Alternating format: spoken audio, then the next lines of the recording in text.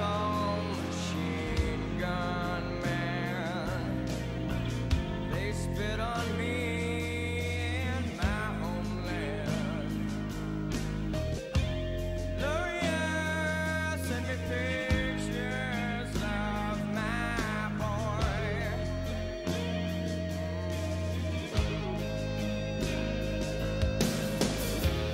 Got my pills against mosquito death. My buddy's breathing his dying breath. Oh God, please, won't you help me make it through?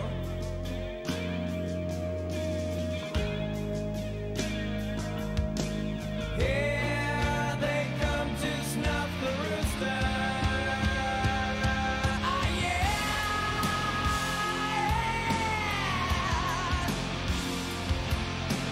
Yeah, here come the rooster. Yeah. You know he ain't gonna die.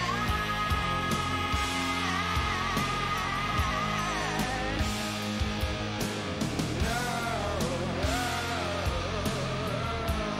you know he ain't gonna die.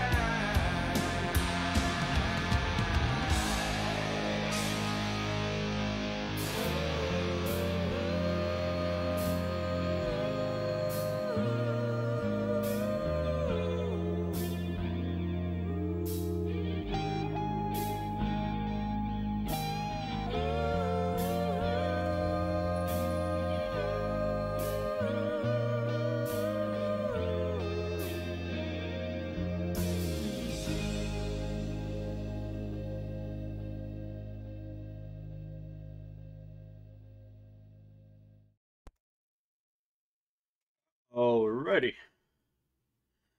Think we are just about ready to start. Our first game looks like we're going to be having Matt versus Jert.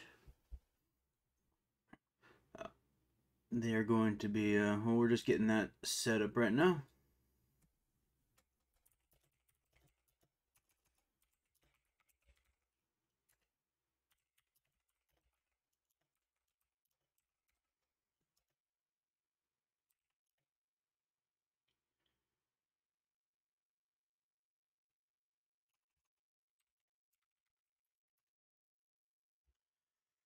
So we're just making sure the lobby's all set up, good to go, and then we'll be getting into it. Let's look at the deck list that these are both bringing. So Matt is going to be bringing. Well, first off, hi everybody. Should do a proper introduction. This is going to be a round robin Legends of Runeterra tournament.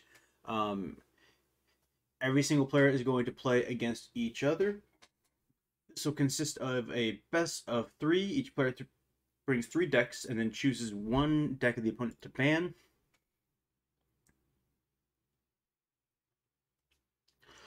And then you have to get a victory with your 2 remaining decks. After you win with a deck, you cannot play that deck again for that round.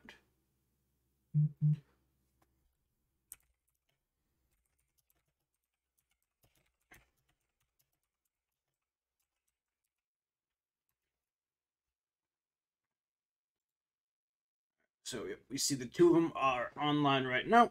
We're just waiting for them to go into game, and then we can start.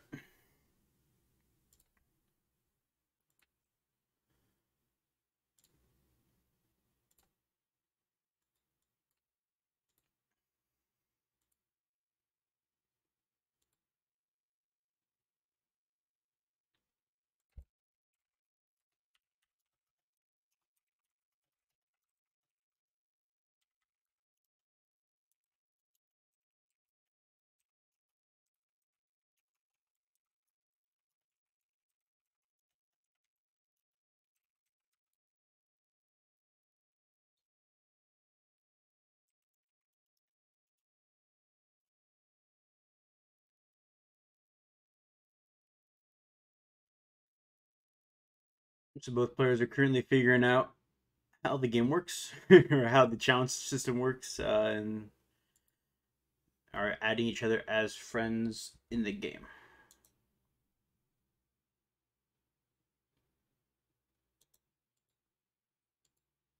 So they're gonna go. If anyone's watching the stream, let's let it playing.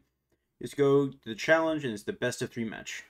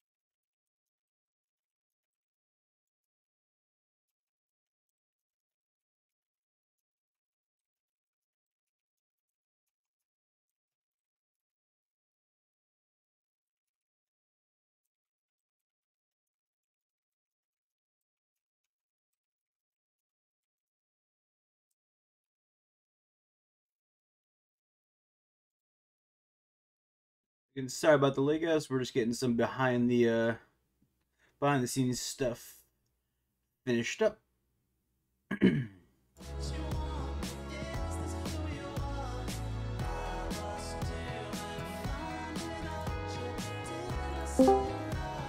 All right.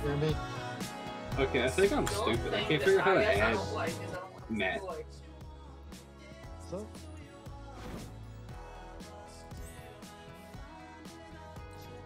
Well, what's not working? I can't figure out how to add Matt. I like this or something. I feel either. So I it should love be that. drop shot and They're then like not in reference. to- Well, it Is wants it- like a number or something like that. yeah, once like an ABC. Yeah, once your Riot ID, not your username. Or just like in everybody. It's just not- It might How be their obtained? attitude. Not their attitude, but like their.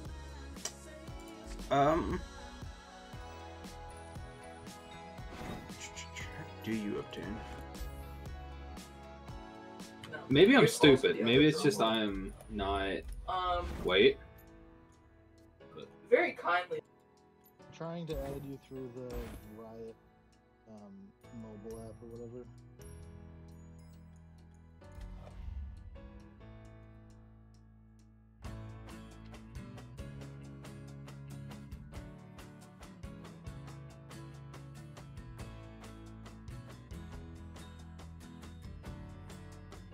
Okay. Maybe. I don't think I can't like pull the Matt approach here and add you through the like.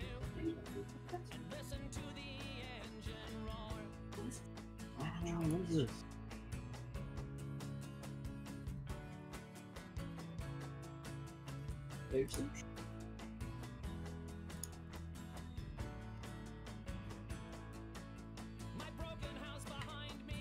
Should I maybe like open the lead?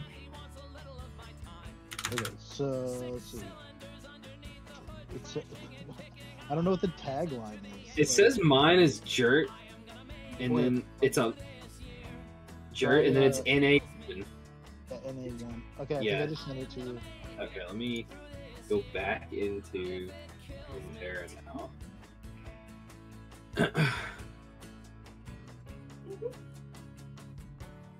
Yeah, I see it. I'm giving them to Ah, yes. Okay, that worked. All right, so that only took a few minutes. No big deal. her. Yeah, right, so I guess that tagline is just gonna be NA1. I guess. Okay. Yeah, me too. Yeah, me too. But I didn't want to like cheat. I think a good number of people won't have this issue because they'll be friends from League, and so that should carry over. I've never played a game with Matt in my life. It's been a while since I've played anything. To be honest.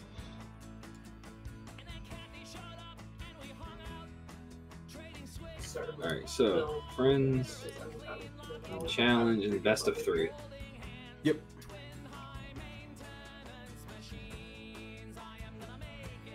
Alright, so we select our 3.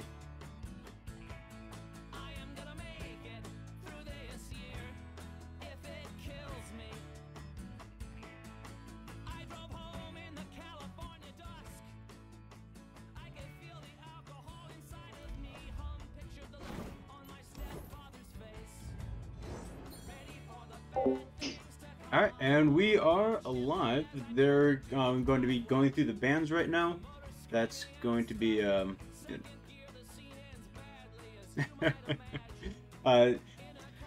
we don't actually get to see banning phase, so though Jert talks It does us up a actually little give bit us the earlier. deck list. Yeah, if you click him, it gives you the deck list, I still which is kind of look at nice. that. I still am. Oh, it is. Sorry, I lost my train of thought there. He's going to be banning Azir Irelia, which means that Matt is going to have leftover the Lurk package with Pike Rek'Sai, as well as a TF Teemo deck, which is a bit of a Bilgewater aggro burn / plunder. I'm making use of that Pandemonium new card that's come out recently. Not quite sure what Matt will be banning from Jert, but Jert is currently bringing Bard Alawi, the deep package Do of we Nautilus ban Maokai, each and round? an interesting Teemo No. Trist Poppy. Not my trades, too. I know Jert is really So wants to if see like the if Poppy. you win with that deck that The- you're the using, Tristana, you so. can't use it. Uh, It's a best of 3. That is correct. You cannot use a deck you won with before.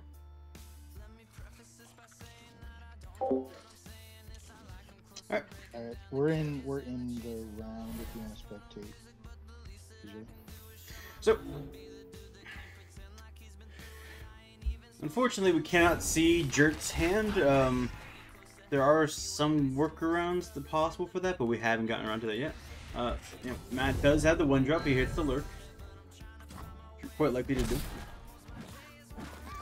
Not sure if this Tristana deck is going to have what it takes in order to survive against the lurk package, but we'll see. One thing Battle City does do extraordinarily well is Ghost Form, so if Jert has that potential, then he might be able to stave off what he's going to run into. The issue with is these, like the Zursai Hatchcar, these fearsomes and these overwhelms. Is missing the Piranha, so he won't be. Oh, actually, wait. No, that was Jert just passed, so that's not good. You don't want to be missing your first 2 turns against a lurk deck. This is going to be a big hit coming forward. Finds the Pike. He probably just grabs a Snapjaw Storm here, though. Well, actually, the Pike... No. You always grab the Pike here because that transforms into the spell, and that spell is completely bonkers. So yeah, that's quite strong. The Gleaming Lantern. It's a value engine, though. That means he's probably not blocking with it. So this is going to be a big hit. We know he knows he's got the lurk up. So this is going to be 7 points of damage, bringing him down to 11. He is going okay, not being greedy. That's By that point, you're losing your value engine. If we can get even a single use out of it, so that's just a very expensive 3/2 body. And we know we got that Pike now. And there's the death from below. Okay, Loping Telescope, classic. Find me an answer, please.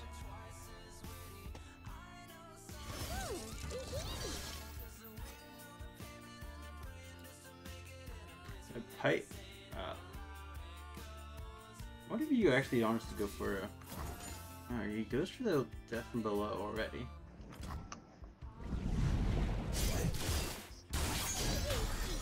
This is interesting. That's only dealing 3 damage. I feel like you want to hold on to that a bit longer.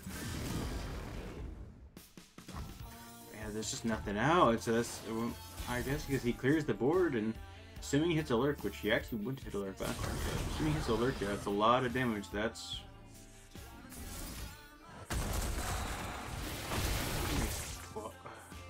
Yeah, 12 points of damage. It's going to bring him down to 3. Unless he's got something in hand, you know, any sort of ping. What does he have in hand? This is not what you want to be seeing. That is a good card though. The lifesteal. Yeah, you're timed. You can only do like so many minutes per game. Lifesteal's good, but the vulnerable's going to immediately Is the max timer of all the games, and then the smaller one at the bottom or at the top, depending, is your opponent or yours time. Okay. Okay, that makes sense. Yeah, the middle one is the match one. You'll notice that you gain some time, like a chess clock, when you do up life. So, but those are the individual game timers.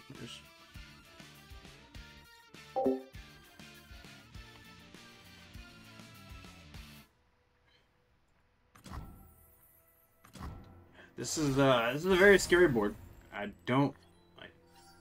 We don't know what he has in hand. He does have at least one draw.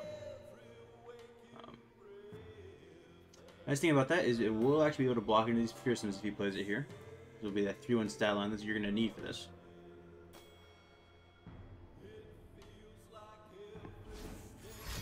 Let's see, what's the play? That can't be the play. Oh, I guess...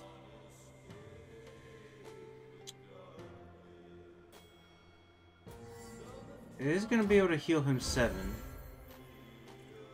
And nothing trades into it, so he does maintain, although I think you should probably...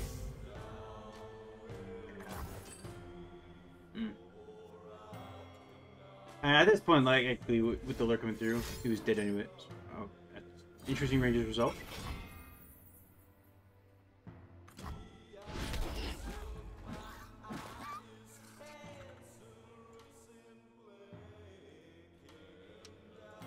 And yeah, I don't think there's anything here that...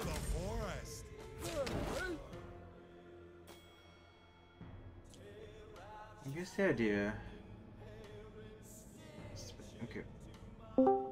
Even if that goes through. How's it going? What is it?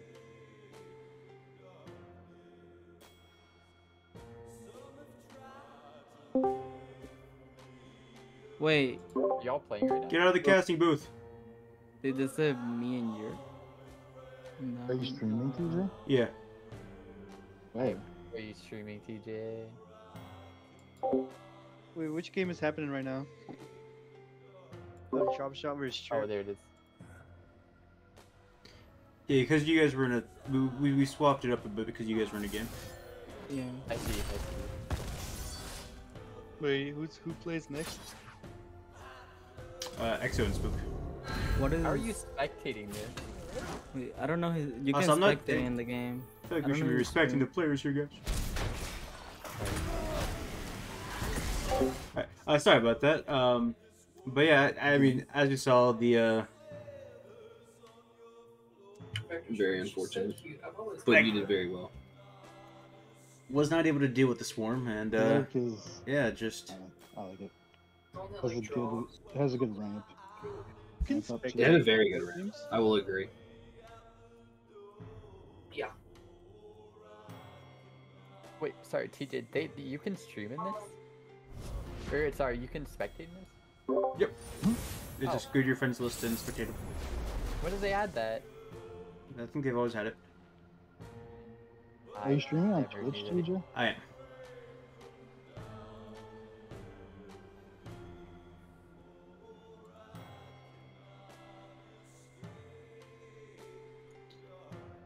It doesn't show the other players' hands or anything, does it? It doesn't show what? It Does it show the player's hands? It shows your hand because I'm spectating you. Oh, It doesn't show me Jerks. There's a workaround, but it's complicated and I haven't done it yet. that's fine. Alright. So the alert deck has won, and so we now have the aggro TF Teemo deck.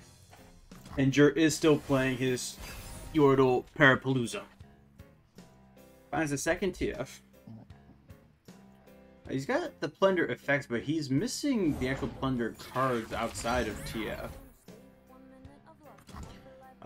Double up might be able to do it for him this next turn, but that leaves him only with one remaining mana, so he won't be able to do that, and Black Market Merchants. So he's going to look for something else here.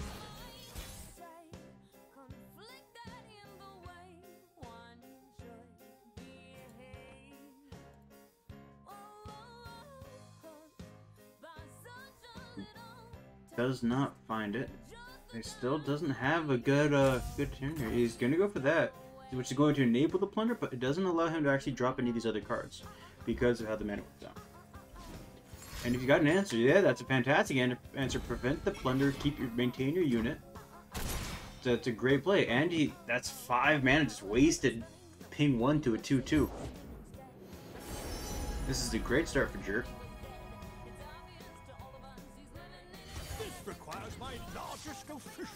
And he's dropping a mana, and he's dropping a value engine. Alright. The newly buffed back to its old former glory, Vandal City Mare. Okay, this is open swing for the free core damage. It's not a response here.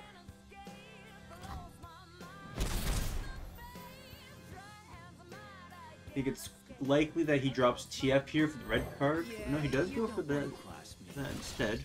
He does hit his allegiance. So no, it's not Teemo on top. And he finds a Loafing Telescope. Yeah, the Yordles are coming out. But what that does mean, you gotta play the Warning Trigger. He still hasn't done a single point of Plunder.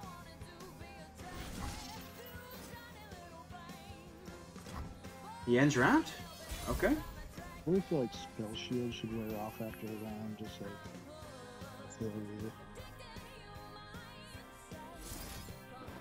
Gonna go with the Plunder now, which is gonna enable some plays.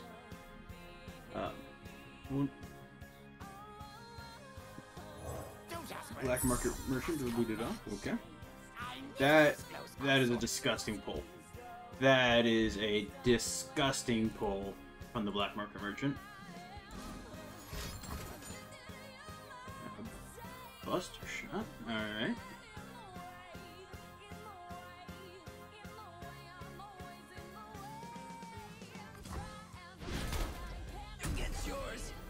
Honestly, I don't think I've ever actually seen that card played before.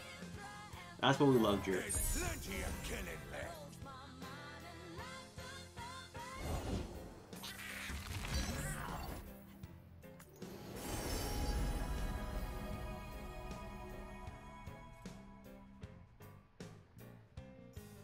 What are we looking at here? What just got played? Hang on. Ah! That's what it was. Okay. So that was the Swindle. He just manifested a card from... So he manifested 2 Range of Resolves. So he knows he has a Range of Resolve in hand, and he's still...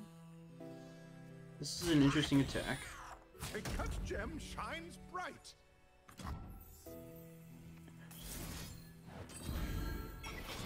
Okay. So you do that, but you still lose your guy. So you push 3 damage on the Scholarly, and... I mean, that guy just stunts into a barrier, so it's not even like he gets any damage up, so I'm not too sure on that attack there. You sit there alone in your one-bedroom flat. You stare straight ahead with controller in hand and you marvel at, yes, you did it, you made it, game over. Yo, hit me up when I'm up.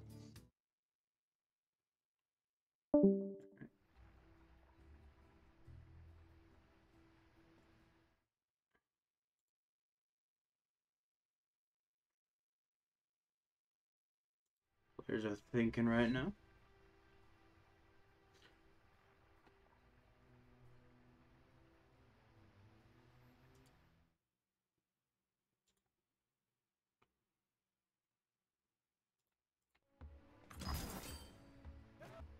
Okay, this is gonna be a big swing. He's got that buff. No way for no way to interact with this. It's more is you can't even gold card here to take out the damage because of that spell shield. That gold card just fizzles, so this is a big attack coming through.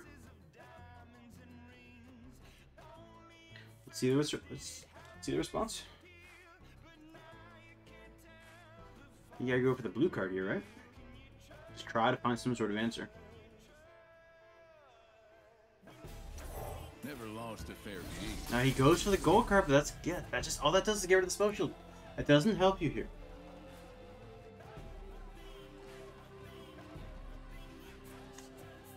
So yeah, they're coming.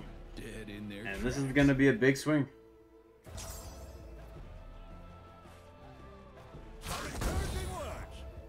Very big swing. No. Don't like that play.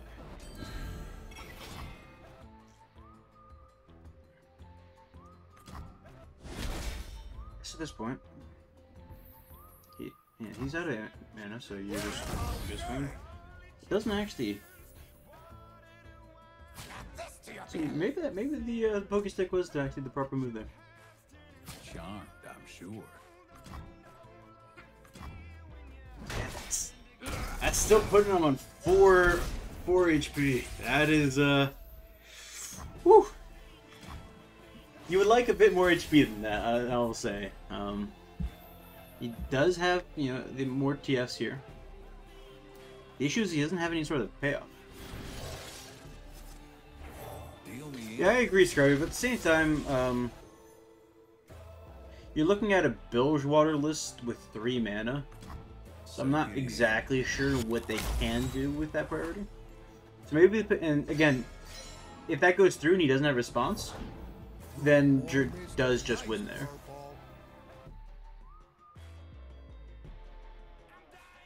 But, I'm unsure. But, okay, well, that represents lethal all on its own. The Furious Faithfolk, that 4 impact, if that thing gets a hit off, even if it's blocked, that's, that'll kill him. Yeah, if he plays that, it feels just like desperation at that point.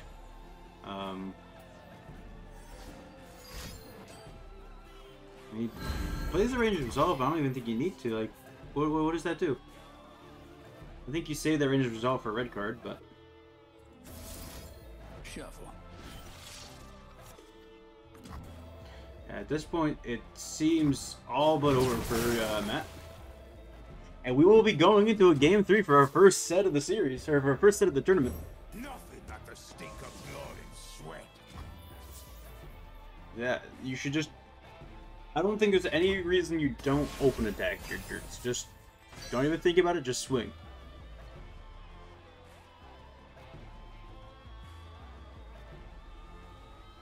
Could this save him if he passes? No, because he still doesn't have an answer for the Furious Faithful. Yep. That is game. Alright, well that is game number 2. And yeah, game number 3 will be on our way, which means that we will be seeing TF and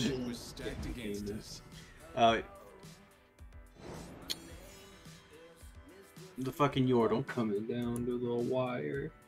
Again. The name is escaping me, forgive me. I don't actually know what map banned. I guess we'll see it in a second here.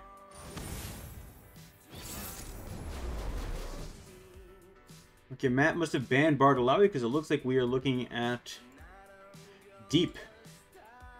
Okay, he does actually find the team move this time. His early game is already looking stronger because of that. And he's got the Powder Pandemonium.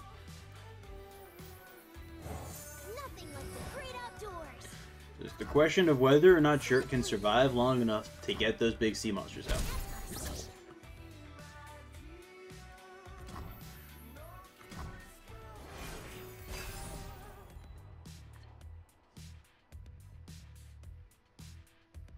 Okay. Got the Black Merchant, but because he did not hit a Shroom, that actually, like, if he hit a Shroom, that would have been nasty because you can just drop that turn 2 instead. Jurt is going to trade some damage back. Obviously, you don't block the Teemo there. So, just trades 2 damage back. He does hit a mushroom here there, but this hitting a mushroom there is a lot less important than last round.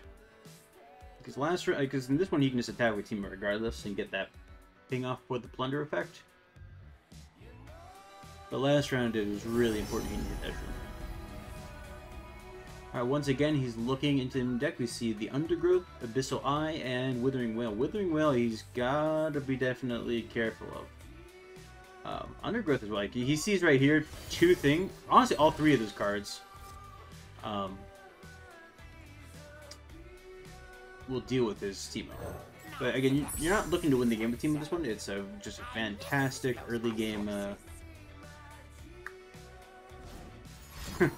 That's a pretty worthless card that he just pulled. That feels bad. Oh, and there's the Vile Feast, okay. I feel like you want to hold that until Teemo attacks, because if Matt has another Teemo here, then he could just play that. But, you know, small issues. And maybe he's got another Vile Feast, in which case it wouldn't really matter.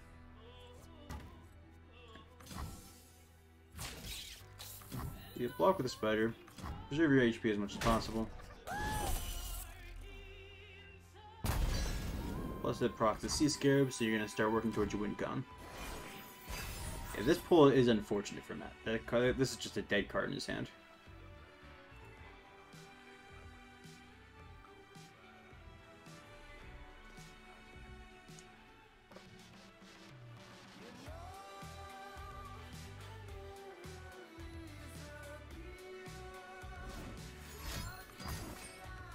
The Undergrowth, getting rid of that value energy. To be honest, you know, he knows he's got a card in his hand, but he doesn't know that it's worthless, so he wants to make it so that starts getting, you know, he doesn't get that discount. And also you get that toss 3 that's going to start, you know, working towards the deep. She is 15 away from her, so it should be 12 away after this. Do his dredgers there, which is kind of unfortunate because you kind of want those, especially early game. But Danger paid. Shaw Hunter immediately gonna get countered by the Make It Rain, which feels unnecessary here because you don't. Well, I guess he wants to. Well, no.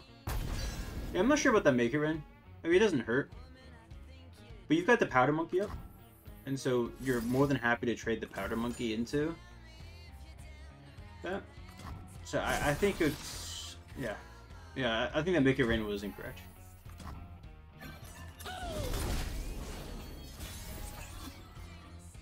You still had the Plunder because you had the Powder Monkey, so... There's nothing... Yeah, I just think it was incorrect.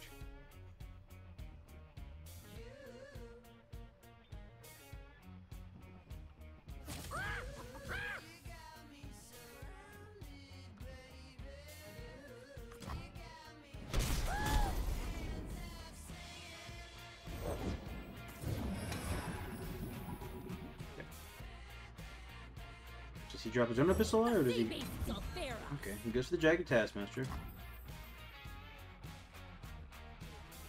Which is going to mean that this Abyssal Eye will just have a free attack that he should just immediately do at the beginning of the turn.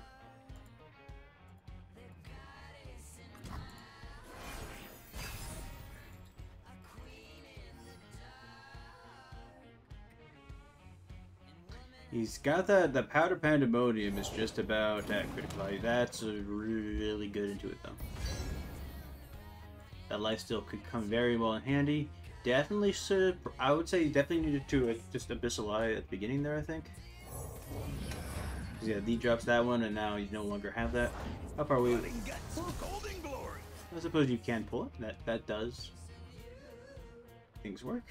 And, you know, going wide here is going to make the Powder Pandemonium a lot less frightening. And he's forced to answer in combat going wide.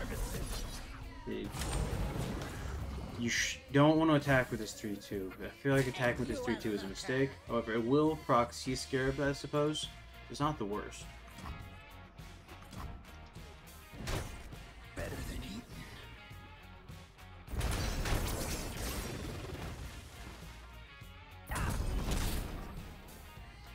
Loses the atrocity. We don't know what he draws, but not too much we can do about that.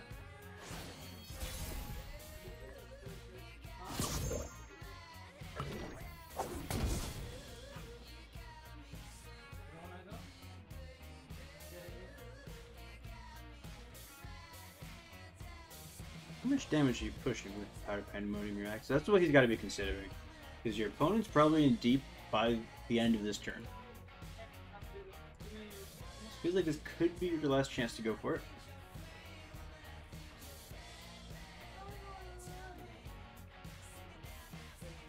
But I am liking Jerk's spot. It's the question of whether or not he can survive the powder round. And he goes for that. So he's gonna buff them up a bit more. But it also means he's gonna be summoning one less here. You have to go. I'm leaving. You have to go. Come here. And there's the deep. Which is why, like, I feel like if you got that lifesteal here, actually, he's not a sea monster. I take that back. I forgot. I keep forgetting that Deadbloom Wanderer is part of Malachi's package. It's not a sea monster. All right. Oh, that's got to just be GG right there. That is disgusting. There is no response to that. And yeah, I think that is Jert taking us the first round. Boys.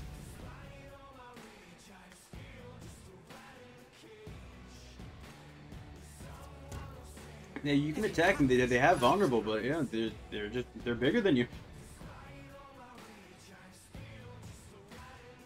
They are just, in fact, built bigger.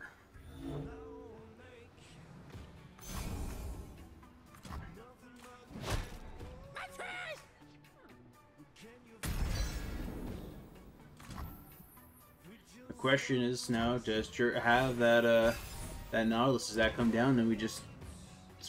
Oh, there is a second Powder Pandemonium. If there's a card that can give him a chance, that's it. But, you know, okay.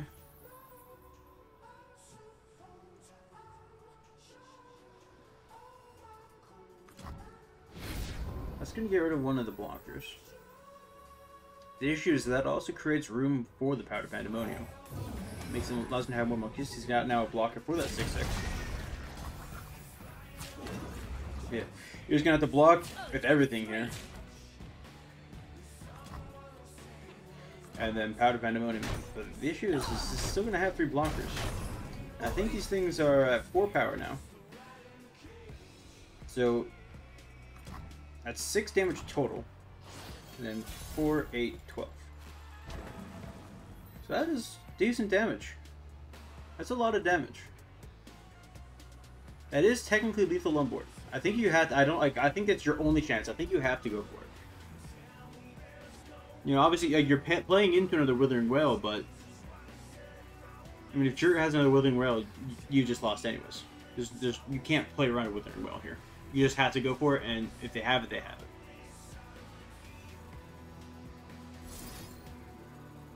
He's gonna go for this in order to try to bait out some resources. The issue with that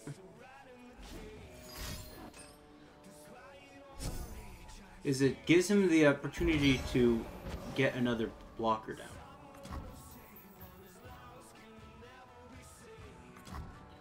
We'll see. He might be playing some bigger stuff though. He does have the warning shot, so he only needs to do 13 damage.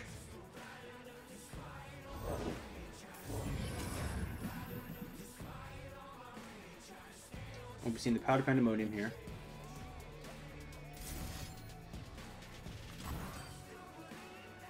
But see, if Jert now has another blocker, then what that does mean, what that move does mean is that he's out of Withering Wail range.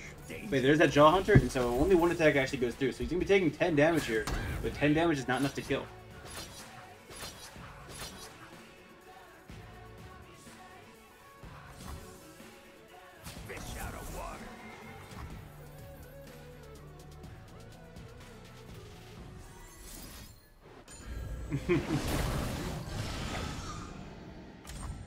Just getting that card out of his hand.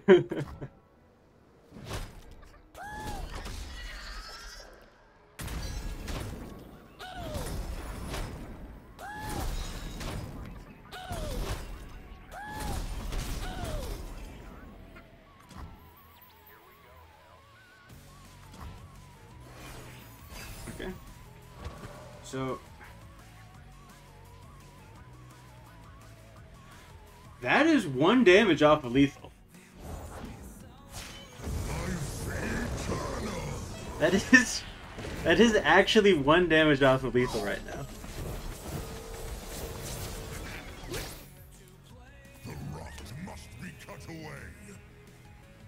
That is interesting. And it allows him to deal with the abyssal. Is this? Can he do this actually? This is actually really close. Abyssal Eye. You kill the Abyssal Eye here. Deal 2 that gives you a blocker.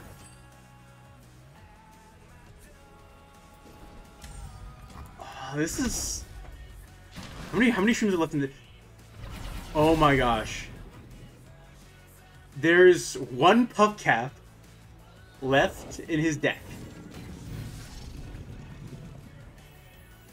Just the 1 puff cap. And he's got 1 damage. And he doesn't die here. He's at 9 HP. Oh my gosh. There's a 25% chance he loses the game right here.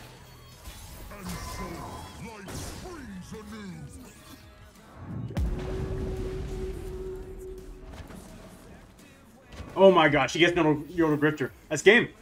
Matt did it. Matt actually did it. That is insane. He actually won this game. Oh no, you know he's got. Oh, if you had a drain, you had to go for a drain there. I don't know if he had a drain or not. But oh my gosh, what a top deck, and what a final game. Holy shit. That was a very lucky top deck right there. Oh man. I think I probably would have been better off to not mill the deck and then hope he did top deck it. Maybe that was the move. That last game was insane, actually. Holy crap. Man, that was an intense game. I did not think there was any way for you to win, Matt, after that. Yeah. After the board wipe, you won everything. Oh my! And then what I was really waiting for, because you know you had that that warning shot in hand, but I don't know if you realized this, Jerk. You had going to that final draw. You had 4 cards left in your deck, and 1 mushroom. So if that mushroom hit, that also would have meant you're dead. So that's what I was looking for. Then all of a sudden I see his top deck. I was trying to take the 50-50 to get in, like, where I remove everything in his deck that I physically can. Yeah, no. I think he's just gonna do 1 damage to me. It did 1 damage. It did its job. That deck's literally the only thing it does is deal 1 damage. Yeah. Over and over and over again. The heal, and I was like, all right, I can do it. I just gotta attack 1 time. I'm chilling. Yeah, or defend, and I'm here, and I'm winning. And it is what it is. It was good. Yeah. That last one was fun. Good job. That last game had me actually super just like focused on it. That was a fantastic game. Oh my god, I had Nautilus in hand. I feel like half the time I play this deck, I never get to play Nautilus. I almost never see Nautilus actually come out. Yeah, I never get to play him because the game just never goes that long. Either that, or he gets milled out. Yeah. You never actually get him in hand. I was trying to avoid having to play against Teemo on a deep deck, and I was like, well, I'm just gonna draw every fucking puff gap. Dude, literally Teemo, I only have like I think 1 copy. I might have 2 copies of him in there. He's literally superfluous to the entire deck. He's just a way to get elusive damage in to get more plunder. Yeah. All right, Axo Spook, you guys still here? I'm here. I'm here. All right, you guys ready? Yeah, I can be. But it'll ever be. Wait, TJ, did you post your stream somewhere? It's in the Discord chat, yes. Yes, it's in Discord chat. Oh, okay.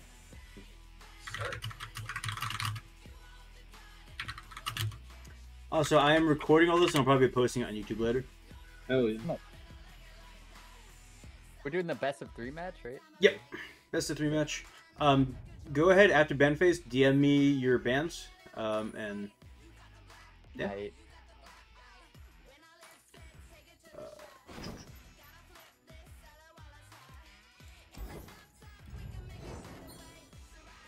Oh, I forgot to DM you the Alright.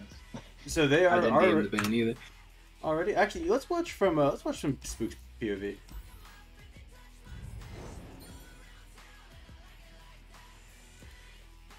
So, we are looking at EXO versus Spookology. Spook is bringing a Lee Riven combo OTK deck, a Braum Poros deck, and a Pantheon Yumi Faded deck. EXO is bringing a Jinx Vi Zed deck. I imagine that's sort of a mid-range beatdown. Any Elise Shadow Owls Nox, I imagine Spider Aggro. And a... I muted it, yeah. And a Cat Misfortune Bilgewater Nox deck, which I imagine is a... almost a Scout equivalent. I'm interested to see that deck. Wait, so we only get to ban one deck, right? Correct. You ban the one deck, and then after you win with the deck, you can no longer use that. So you have to win with your 2 remaining decks. Okay. Wait, so you ban a deck and then you only have 2 to choose from, and then you win with the one deck, and then you can pick from the one you didn't pick or the banned one? No. You cannot use the banned one, regardless. But you can't use the picked whichever one. 2 you Right. So end up- it's your whichever deck is left. You don't get a Oh, choice if you gotcha. win the first game. Yeah, so you basically only Gotcha. get 2 decks. I see. And how does this book supposed to find it? Did I tell him what deck I'm banning? It has a ban phase in the game, so as you guys are going through, you'll see it. Okay, gotcha.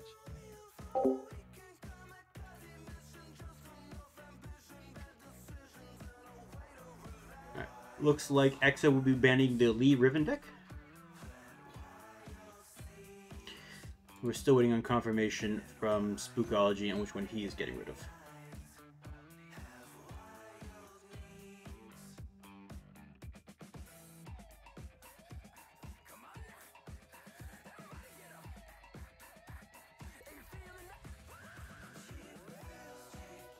Oh, hey Matt, thanks for the follow. Welcome to the stream.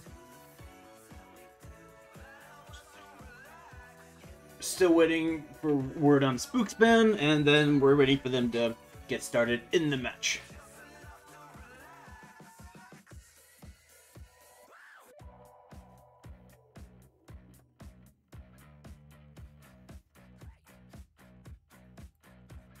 In the meantime, let me go see if I can organize the next match.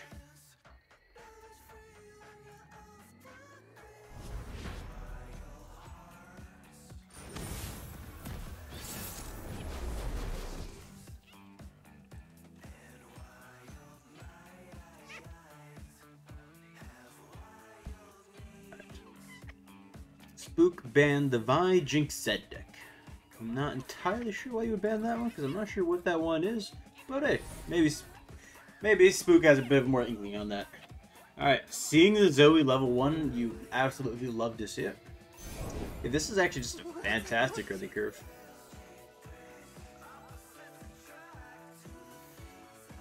I think you just drop the Zoe here. You guys block in there.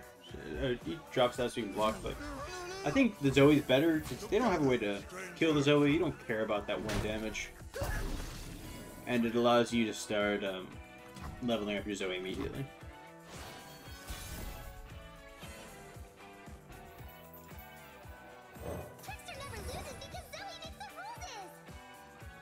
Alright, he drops the Zoe now.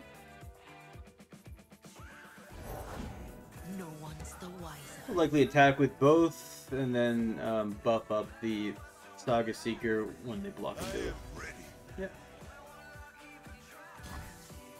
And you know, if you're playing against a Faded deck, you have to be expecting this. I mean, it might even be worth just not even blocking there, but okay. So yeah, he goes with the Radiant Strike, which is the non-grant one. And the immediate Ravenous Flock. I don't hate that. What he's currently, the Spook's currently missing is a body. You know, he's only got the Zoe. You also have to be careful about with Zoe. This is Shadow Isles. They're more than likely running the Vile Feast, so you have to make sure that you're keeping something in the tank to protect it. Now, it is a faded deck, so you definitely have the tools to protect it, as we can see the Chain Vest and Sunblast figure. But he's just going to go for the Paralyzing Bite, and he doesn't have a unit, so this is just swinging in. That's going to be 6 damage just to the face. Okay.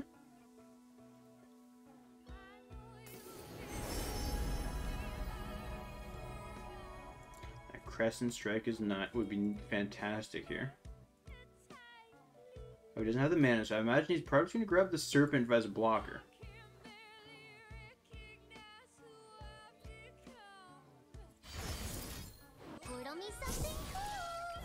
Yep. No, with X, I still think you're dead with everything. Sure, you lose your Saboteur, but you're still pushing good damage. And I know it says 0 mana, but in all actuality, this is a 2 mana 1/1.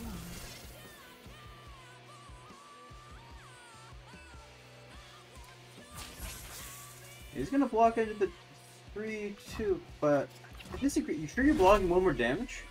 But you're allowing for 1 more damage the next attack. Or maybe you think he's gonna have enough of a board presence by next time, but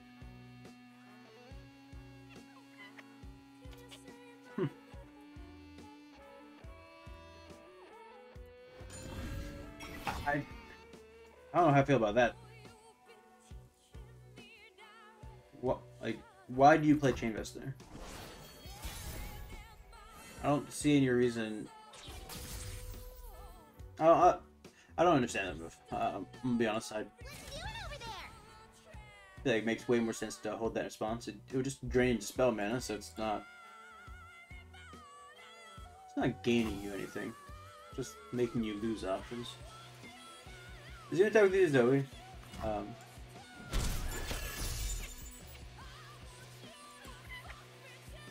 4 to 10 to her. Level up. Wait, is this going wide? Yeah, that's your fear here. He still doesn't have a unit.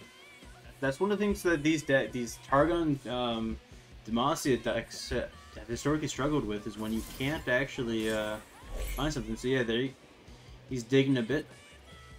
Just find a Bryce to protect her. That's not it. That's not the unit you want in this situation.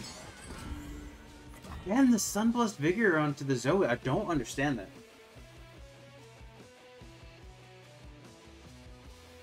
All that means is, if they were to try to go kill Zoe and they could save it, you can hold that, and you can bait out the resources. So the pre-commits here don't make sense. I think you open attack here as Exo. I don't think you give him the opportunity to develop any more blockers. The exception to the rule might be is if you have another like Arachnoid Sentry that gives you body and takes away a body. Or Decisive Maneuver, yeah, that's also that's strong. That's a great move.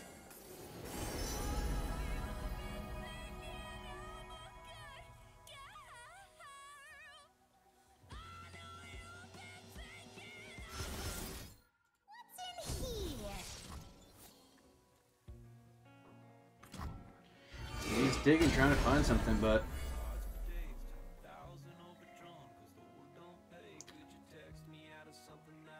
yeah, that's he's gonna be able to probably block 5 damage, which means he's gonna be looking at 14? Yeah, 14 damage coming through, which is gonna put him down at 4 HP.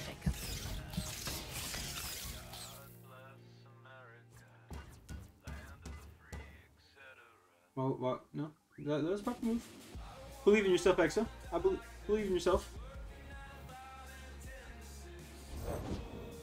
No, oh, buddy, no. You're covered. They'll never see you come. Okay, well, Behind ya. I mean, it is definitely gonna be less damage, but technically, well, you're not getting rid of material because he gets the barrier off. But still, you know, he's at 5 HP. You're not in a bad spot as Exo. But That was definitely a mistake.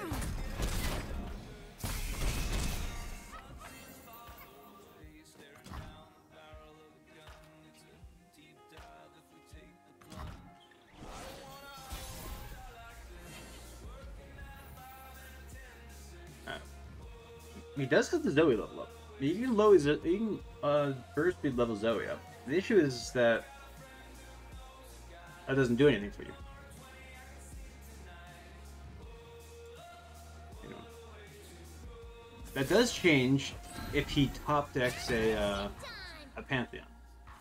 A Pantheon top deck, especially if he rolls something like Lifesteal, after he levels Zoe up, would be enough to save this game. Why would you block with the 2/2? Why would you block regard? Like, you're an aggro deck. You don't care about your HP. Put that back.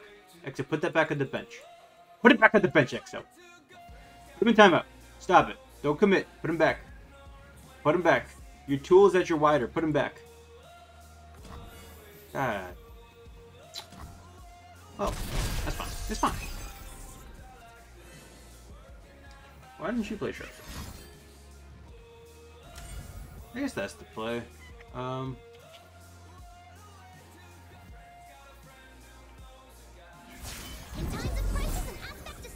Yeah, you're never gonna. You're playing against a Demacia Targon deck that never kills there. You should have just put it back on the bench. Okay. Hey, some of here he's slightly running out of gas now.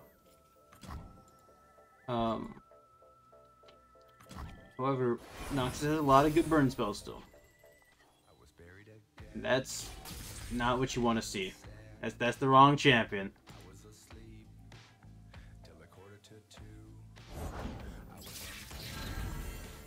And that represents Sleep Through right there.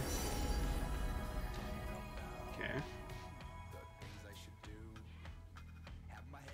Equinox looks interesting because you see the green numbers, but that's a trap.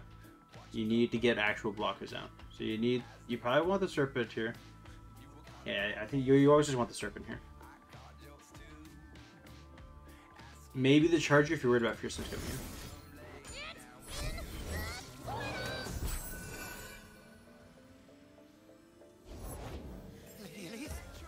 Where are you? Alright, you guys done something? Yep, good.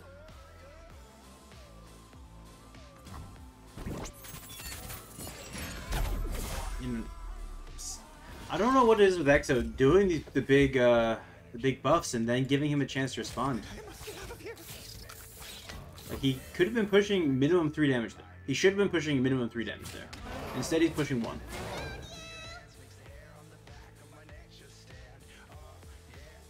And you can also whip that out with the Battle Star if he wants. And now Exo's on a singular card. If that card's a Decimate, then, c'est la vie, all's well that ends well. But if it's not a Decimate, you're looking at a very scary position. And every card that Spook draws, the chance for that to be the Pantheon.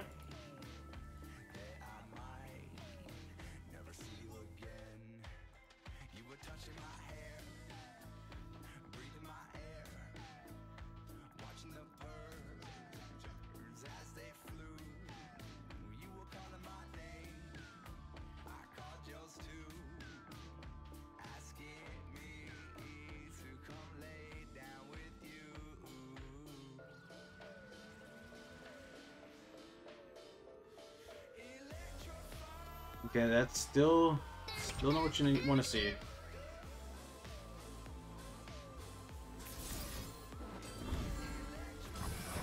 You're not gonna kill just for Zoe though. And oh, the Vengeance. Oh, he does have the spare Zoe, which is good for him.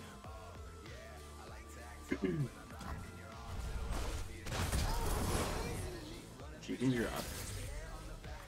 Yeah, this is back to just being just a 2/2. Loses all those fancy keywords and all those stats he got. And again, what did the stuff that he put on the Zoe actually end up doing? I guess it did level her up earlier, but could have just done that 20 later.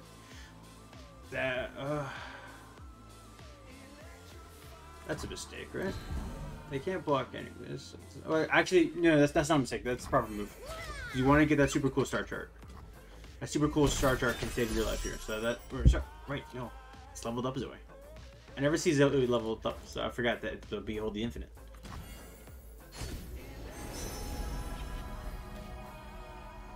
Okay. You gotta go for Traveler here. Get the body out. Protect yourself. That Golden Sisters, though. I've become who I was always meant Yep. to be. Yeah, that Golden Sisters, that's gonna fill his board up. And give him... Okay, so what do you got?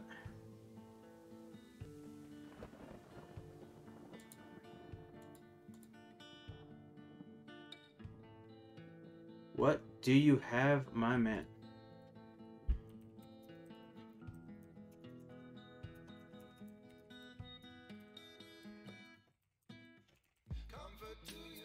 Okay, Commander Ladros. That's a thing. She's gonna take him down to 2 HP. The light of my star warms the heavens. Having said that, now everything's got lifesteal elusive. Yeah, no, he's gonna heal off of this. This Golden Sisters was so clutch. And now he can just openly swing next turn as well. Oh, yeah, you don't attack here. You gotta. At this point, you only win via burn. Exo threw this. Oh, this was Exo's game. Now you're even out of estimate range. So unless you've got a one Noxus spell here, I think you just lose. Alright, give me just a minute.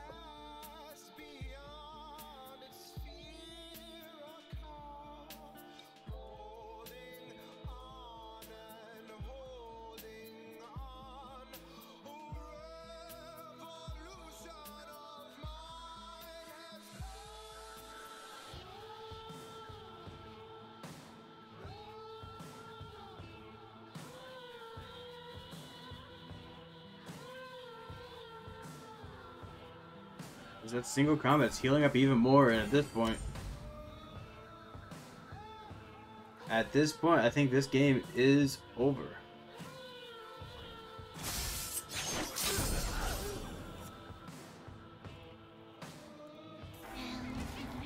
Oh, if he had found that earlier, or if he had just not attacked, well, I guess he still would have had the single combat, but yeah. Spook manages somehow to drag this game back.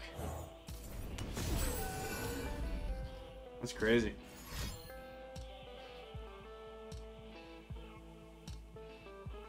What's this, the Ruination? Oh, no, okay. The Ruination actually would have been massive. Completely cleared, he wouldn't have had any cards whatsoever, and then he would have had Commander Ladros back, which would have been lethal on turn.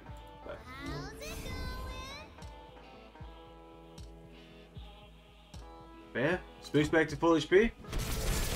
Exo is definitively not.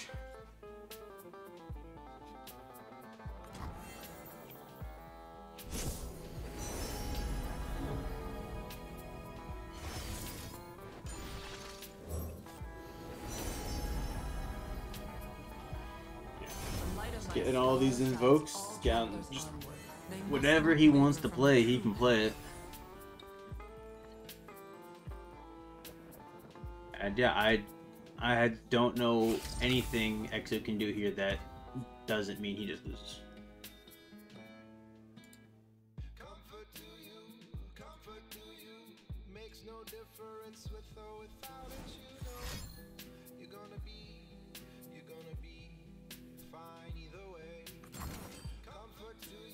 There's the Vengeance, but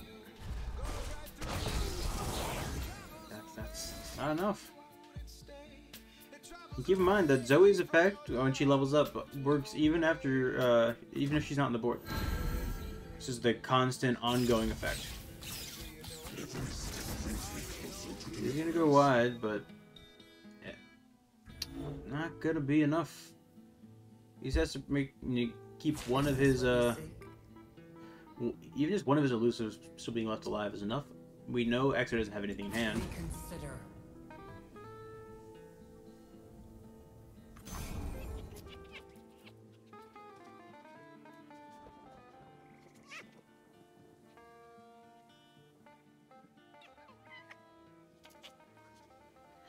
this point, just delaying the inevitable.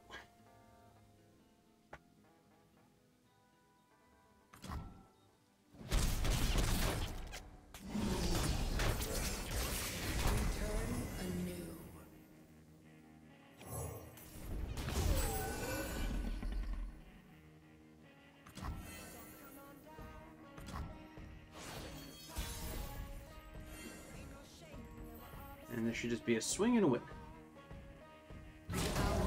Let's see. Gets another vengeance.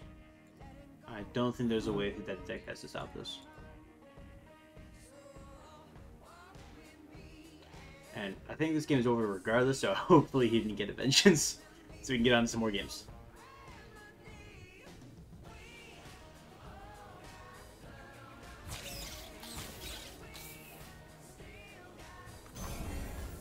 Yep. Well, that is game number 1. It's going to put Spook up by 1. Okay, Spook. Just take the W. Just take the W. Stop playing cards. Stop playing cards, you fuckers.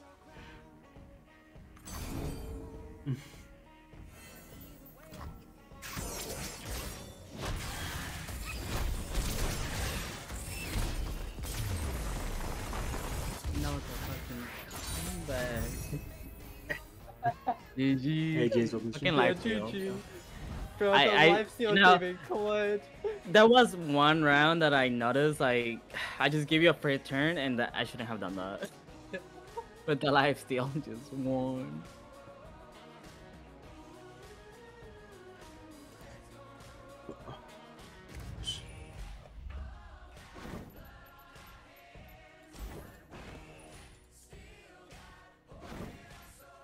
Hi, James. Hi, Jared. Welcome to the stream.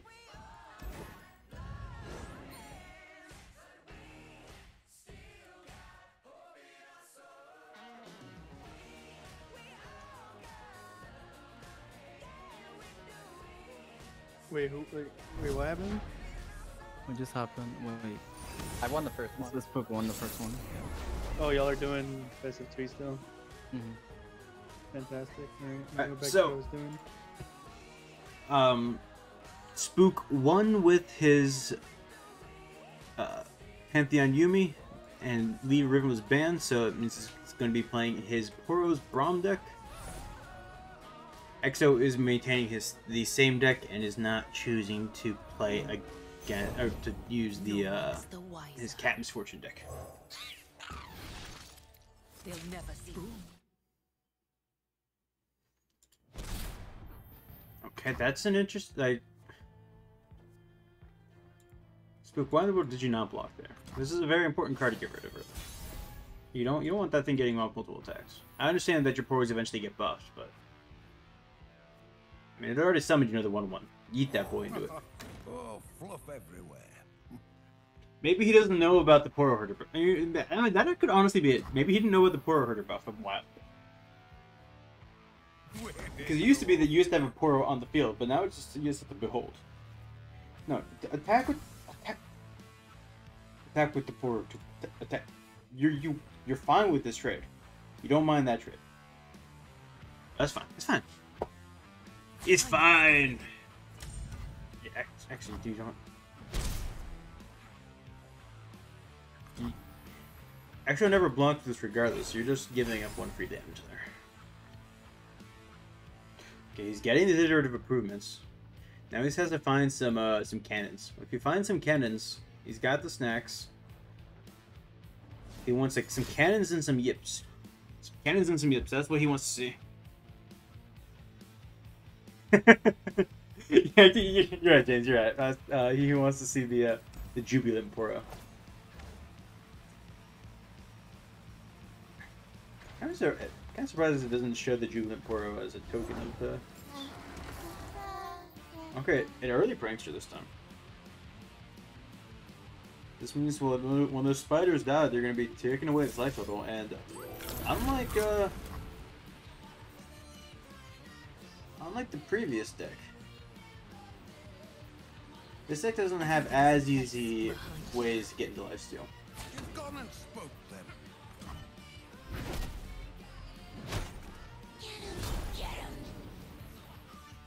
You can get it through the that one mechanical Poro, but I think that's about the only way he's going to be able to get healing in this deck. Well, alright, there's the Poro Cannon. He said that's one of the things he needed, so... Hey, just for you, James. The jubilant Poro. Look at him, he's happy, he's got a butterfly.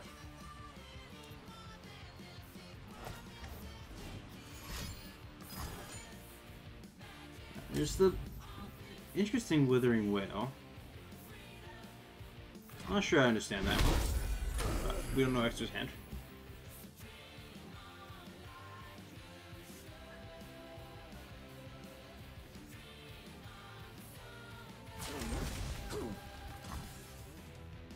What can be in X's hand that Withering Whale feels like the correct option? No.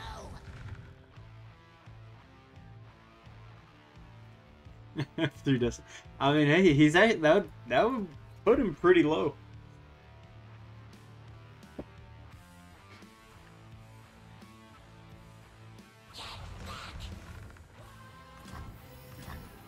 It literally doesn't matter which people are.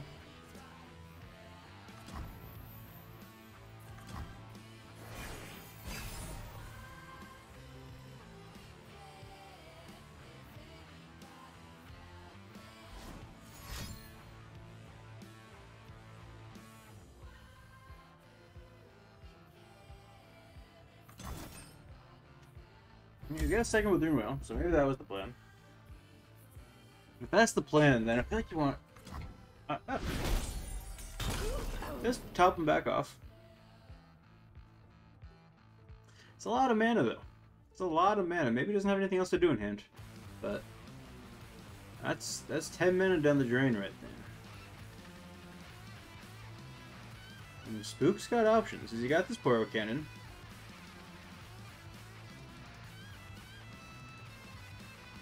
I don't think you care too much about the Phantom Prankster at this point. I think what I would be surprised is if Spook wants to hold off on going for the Poro Cannon until he sees Yips, which is dangerous. If you got Von Yips out, then yeah, those flying Poros are disgusting. But there's no guarantee you're going to be seeing Yips.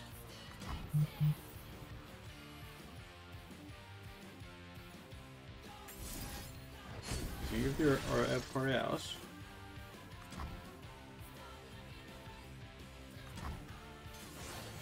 Not quite going to...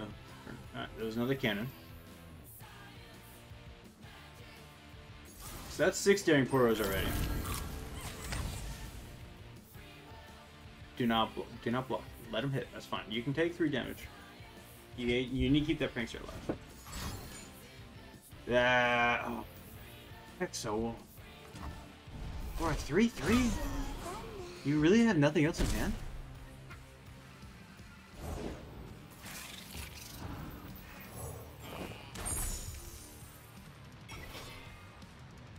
It does not get the does not get the lifesteal, which X is gonna be happy about.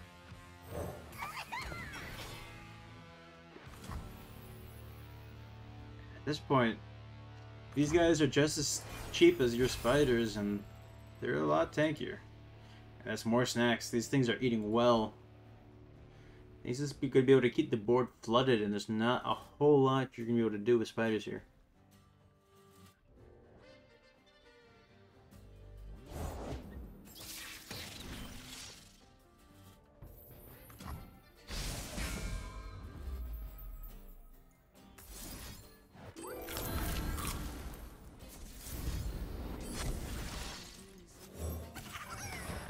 And here the flying boys come out.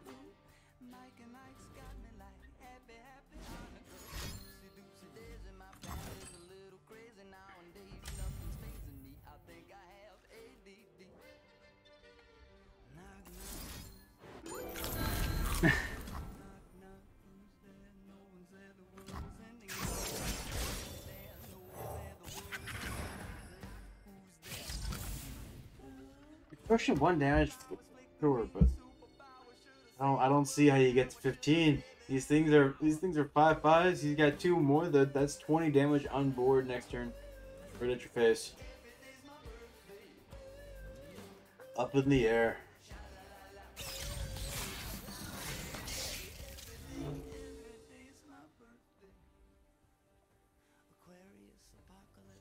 And if you attack like this, you need to go up in the air.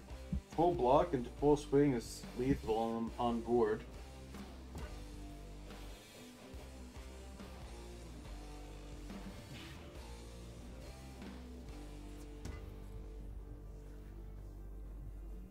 I don't see a way out of this for Exo. If I'm being perfectly honest, I do not see a way out of this.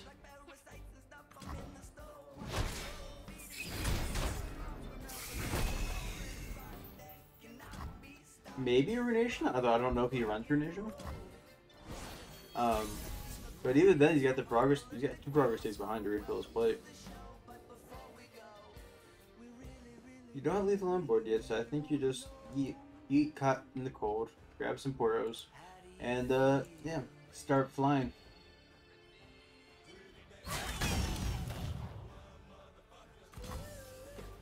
So this is going to give Exo one more turn.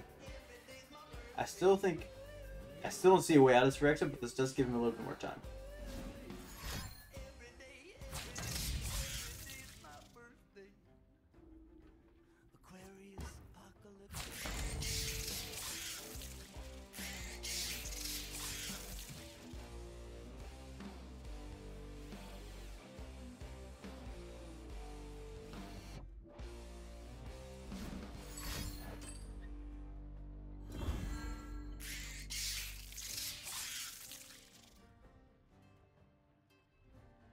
I have a feeling this is going to be another Vengeance. Could be a Flock, though, as well. No, it is a Vengeance. It's refusing to give up on the Prankster, which means it's going down to 3, but I mean, I suppose you're down to the next tab regardless, so keeping the Prankster gives you extra options.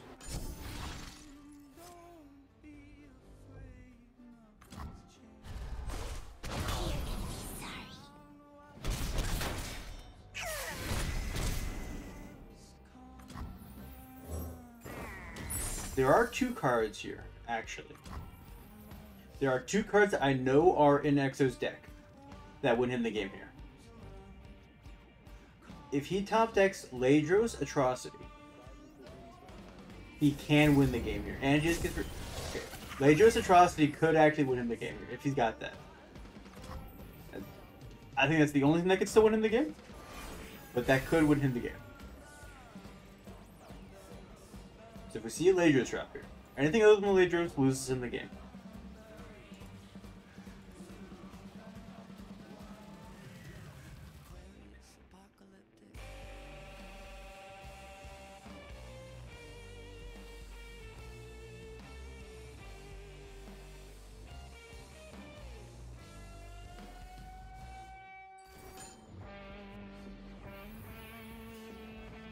Ruination doesn't win in the game though. Yeah, Daring Poro.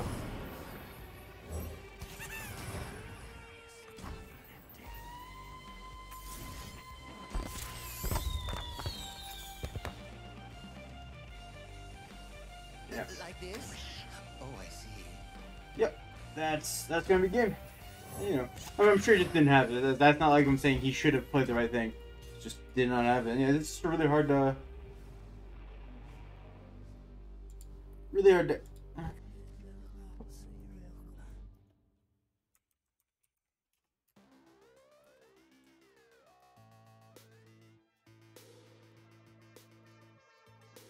Alright.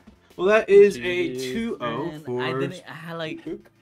I had only like cost 6 cards fucking the whole time. I couldn't. Yeah. I wouldn't get anything good. GG. GG. GG, guys.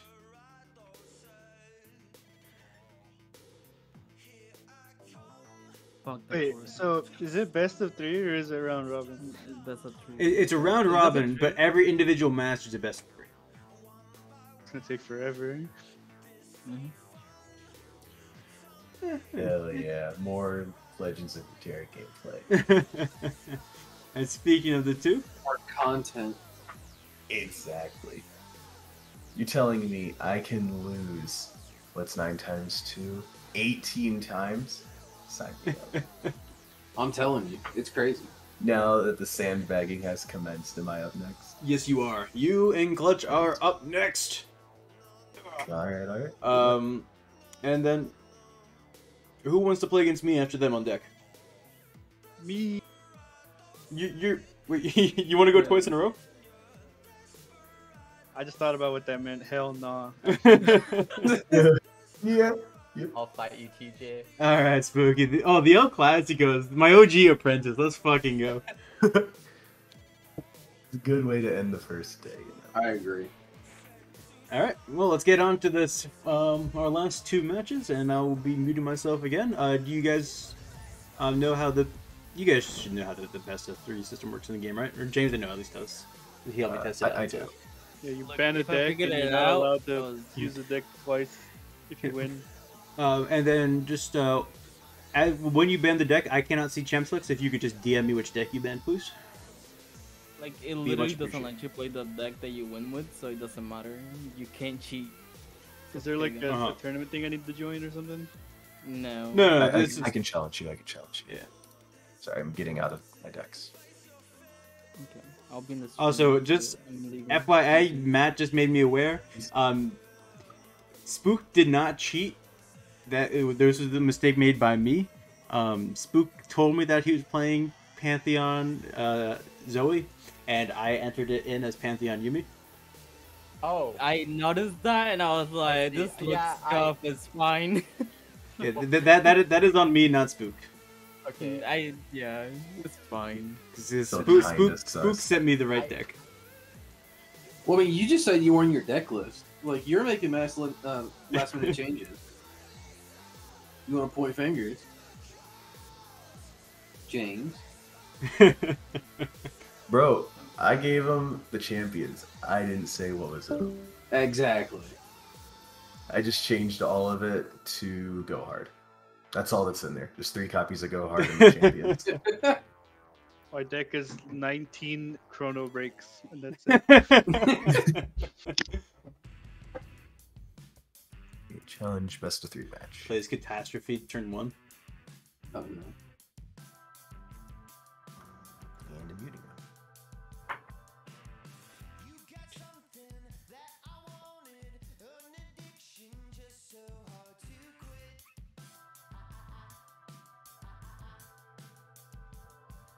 Make sure I'm not fucking bullshitting. Yeah, I checked like 4 times. Alright. Am I muted? I'm not muted. There we go. We are muted, and let's get into second to last set of the day.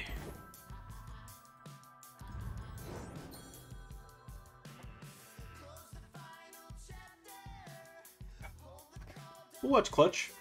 This game. Let's These characters is more annoying on Summoners Rift. We'll swap at every game. How about that? So, first game we'll watch Clutch. Second game we'll watch James. I don't have anything that's set up, but the song name is. Oh, here I'll put it in for you, buddy. It is Mostly by Repeat.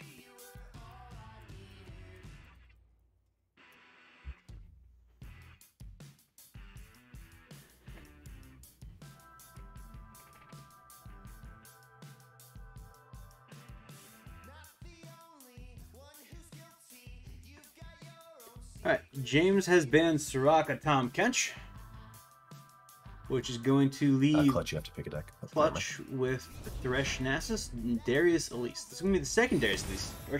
Pick one for me. The second Elise deck. The other previous one was Anya Elise. But same similar Noxus, Shadow Isles, Spider package.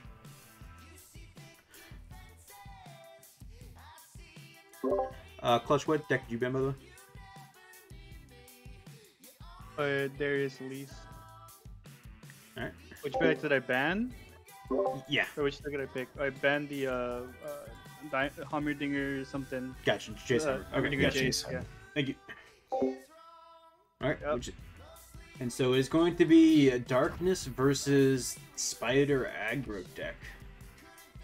So yeah, this is going to be a game all about tempo.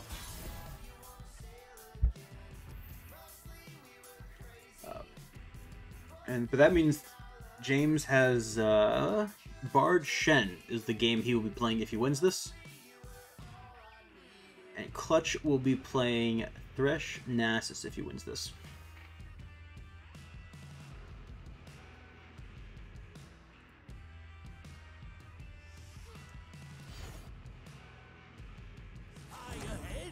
Just know that at the table at the end, I would show you now. See. I used to be able to go a lot higher with my voice than that. Jesus. Okay.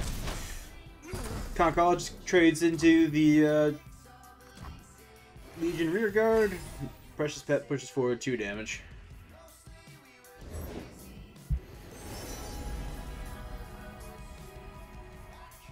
Spider's gonna come down. Is that a second Concologist? Looks like it.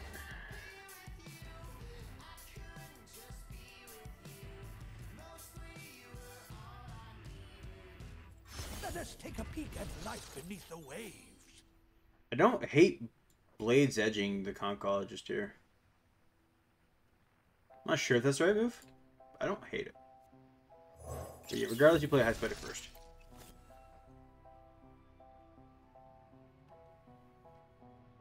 Like I said, that if you don't do that, you can play Brood Awakening at the turn of the game, and you're attacking with you always take that trade. So I actually like Brood Awakening next turn. I would have pushed a lot of damage. Unfortunately, you can't do that anymore.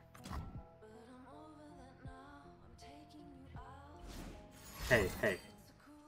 Do you know me that little, jerk? That you would say that? Do you know me that little? Bourbon? You know I'm a rum guy. Come on. Come on.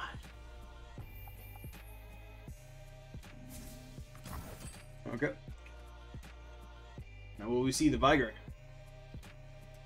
This Black Hero can actually be very nice with dealing with the Vigor, though. Assuming you can activate it. Okay. James is probably... I think James has the... Oh, no, he's holding spells. What's he playing here? Yeah, those pings. And he's pretty quickly running out of gas. He's going to be managed to push 1 damage because of the drain. It was neither. You even had a second option. Oh my gosh, this guy. This guy. Wow. And there's the Decimate. And that's the message that gets Matt to break his silence. Matt is not listening to this slander. Come on, I thought you were an alcoholic.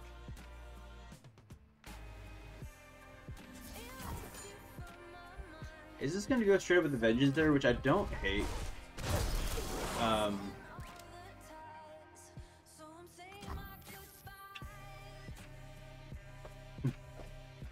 The issue is how few cards Clutch has. He's pretty dependent on this Brood Awakening now. Glimpse could be key here in picking him back up in some gas. Going for the Decimate. Oh. Why aren't you playing this card, man? Well, why Decimate? Don't. I don't know.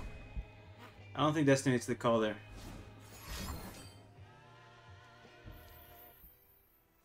Alright. The non-buff Darkness going on a... Yeah, that's a good glimpse. That might give us some tools here. At least it's good. This is a good draw. Maybe a bit late. Like you want some of your later game things. Like a Darius now. We know he hasn't buffed that's at a 5. It's still pretty high. We burn, then kindle anew. Don't have enough mana for Brood Awakening and Black Spear. I think you play Elise if he does go all out and kill the Elise, then you got the Black Spear for the now you go for Brood Awakening. What?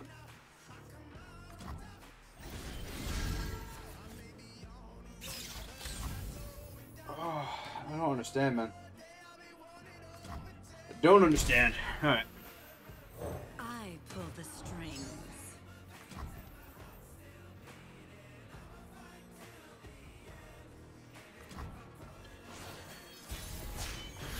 I guess he wants to get the Elise level up. Is beneath the skin. I think Elise is a very strong early game deck to give you access to. But I think one of the Elise is also kind of a trap. He said that does allow he's gonna be able to kill the Vigard here.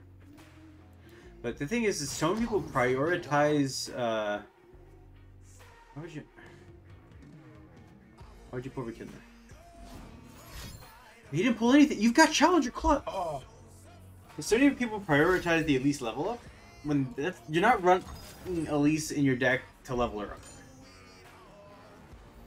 You're running Elise in your deck because she generates spiders when she attacks.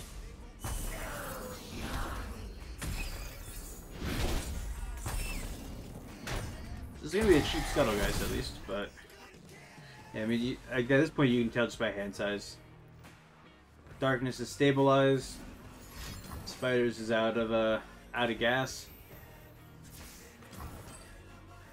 Let's get that off, but come on, he still has 2 Vigors in deck because that was the second one, but it was created by the Rekindler.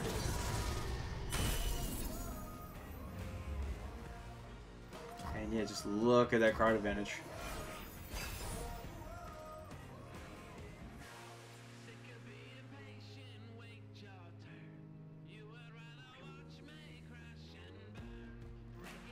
Game's 100% in James's hands right now. Catalyzer comes out.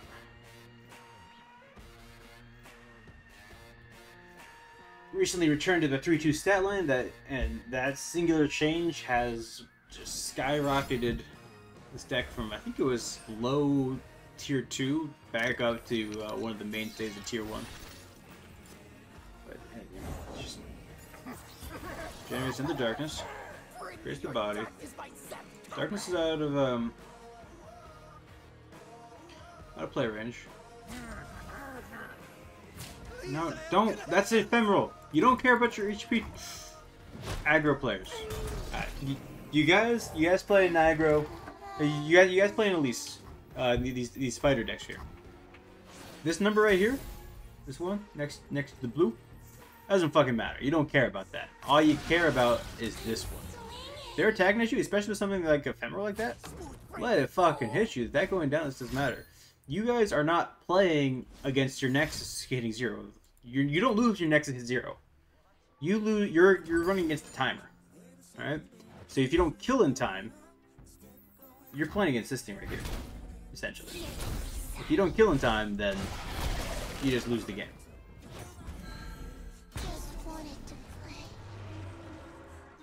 You notice this thing's filled up. Vanguard.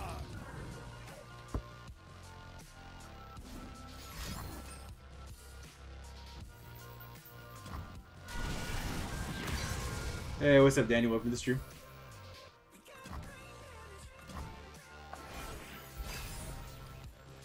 I know it comes across as harsh, and that's just my dad talking. I'm not.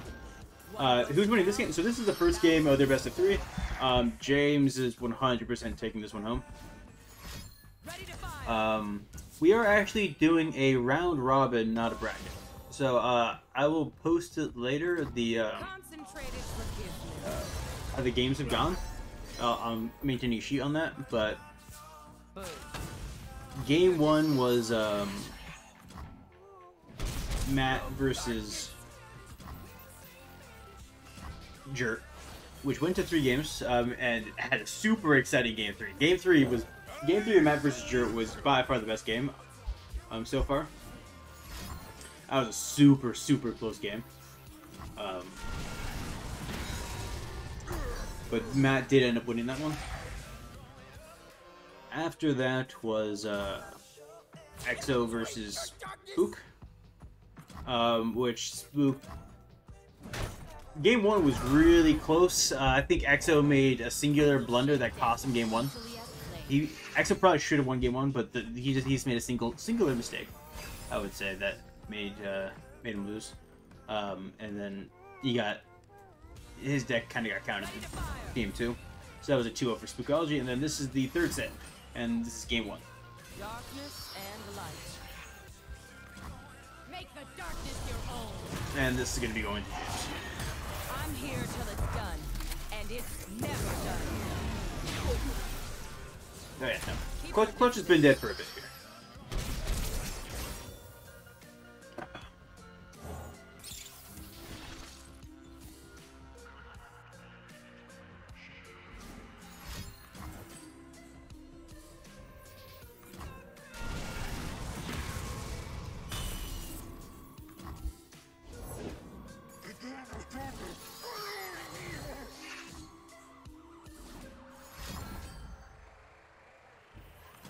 Life is cyclical.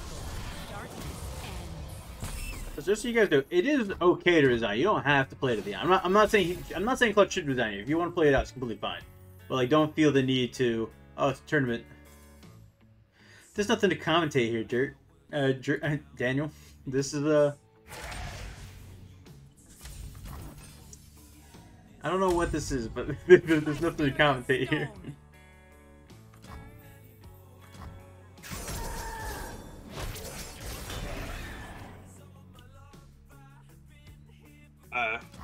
Like, even that second game with Exo, there was this, up until that final turn, there was a play Exo technically had in his deck.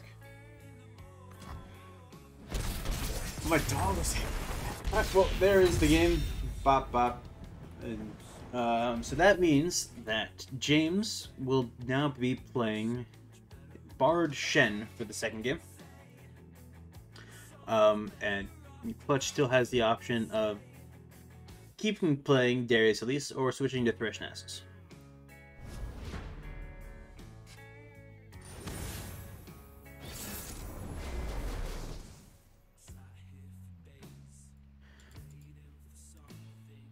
And he has decided to switch to Thresh Nasus.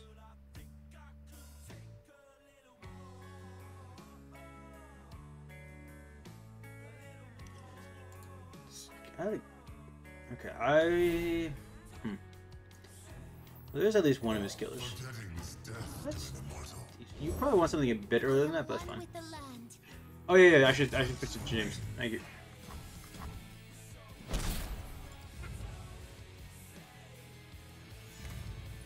We did say we were going to switch it every game, so we can always get.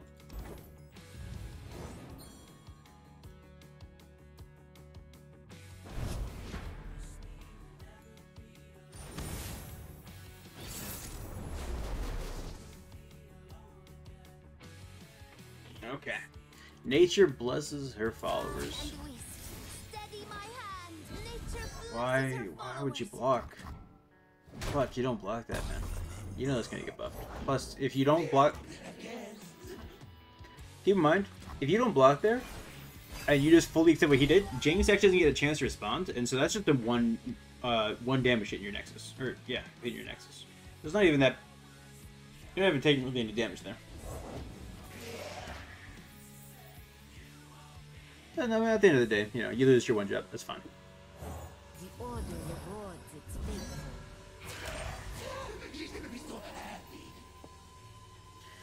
So happy with the Bard nerfs.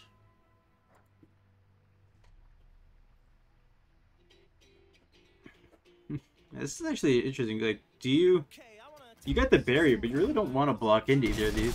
So yeah, he chooses just to take it to the face.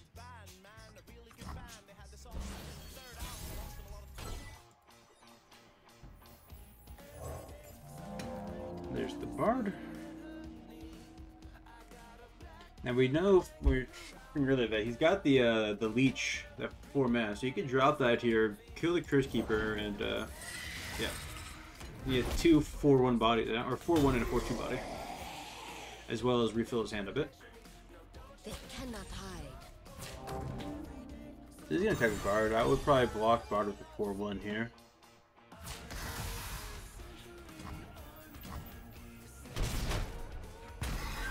James is probably planning on making Bard elusive, so he doesn't care too much about the damage, although it is now within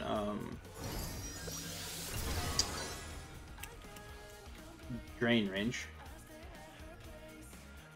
Wow, feast. That's the Ooh, oh, this is actually really good for James. He does have the health buff. He might be relying on the health buff here actually. Or you can go with the Spirit's Refuge. Thing is he can't save both of these. So that's actually really good blood caretaker there. And he is choosing to preserve the green blood caretaker. He's gonna let the bard die here. Interesting. Thing is, if Vile Feast here just gets rid of that, and that's a lot of investment you just put on this card.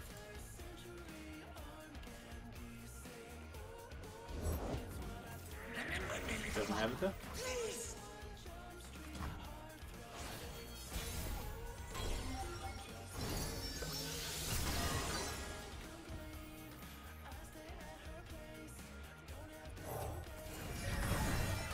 This fucking card. I hate the. I think I still have a bad taste in my mouth from when Bard was actually really strong, but man, I hate Esmus.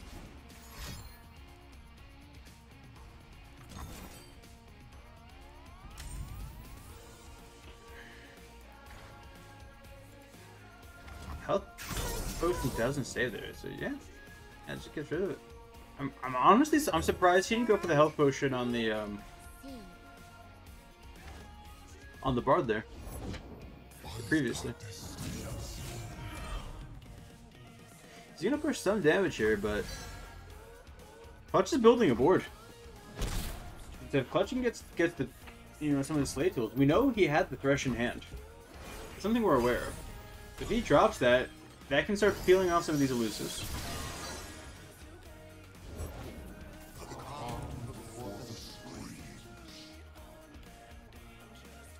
The eye of twilight sees all. Then I hope So you can't really open attack here, but I think you a Thresh attacking Esmus here, and then you just attack with the Undying. No, what? What? You've challenged your Clutch. This is the second top. Oh, Clutch, go. That's free, man. I mean, maybe he's worried about a.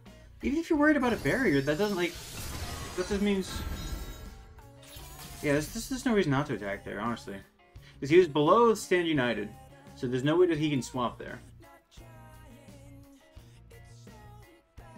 And there's no reason not to attack with the Undying. You want this thing to die. It progresses your Thresh, it progresses itself. And yeah, now you got some...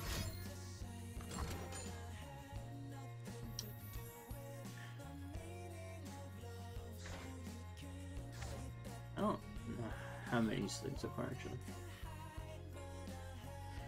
But this is likely going to draw, now it's possible to draw another Thresh here.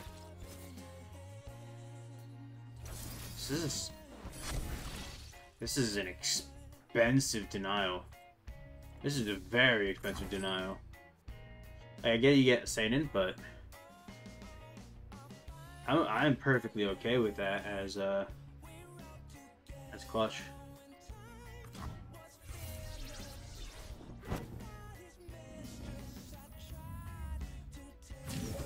I will play my part. Never lose control.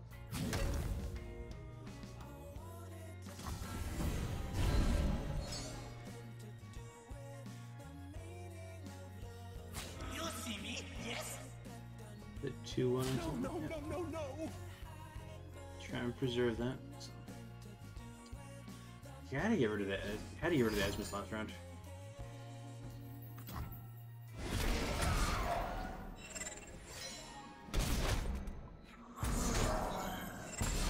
Up to 3.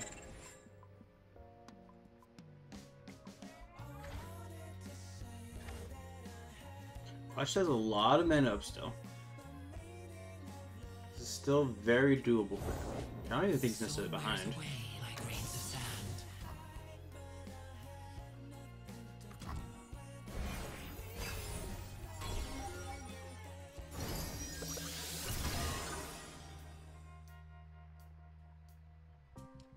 just eating the Undying into this regardless, so it'll probably get saved, but you're fine with that.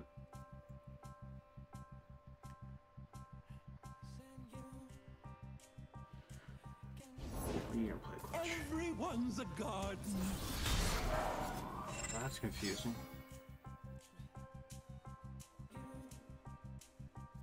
Why that? So you slay that.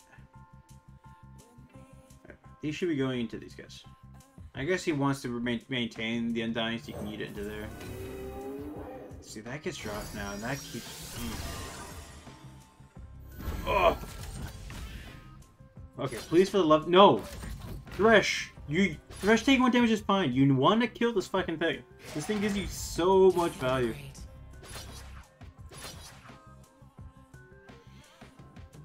Thresh never dies here. Right. So, okay. It's fine. It's fine. I don't know what you mean by banish, but it counts as an exile like in MTG, so like it does not count towards the unit dying. But I'm not sure what banish refers to in this context. Okay. Then yeah, the Legend of Terra version of that is literally.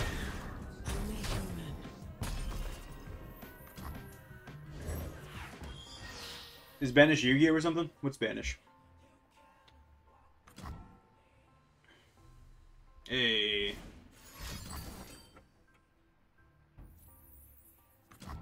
Okay, the crumble, nice.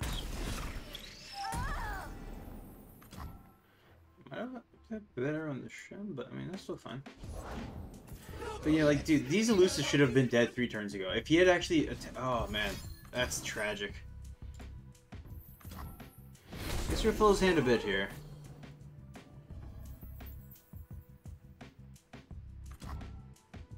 Yeah, I think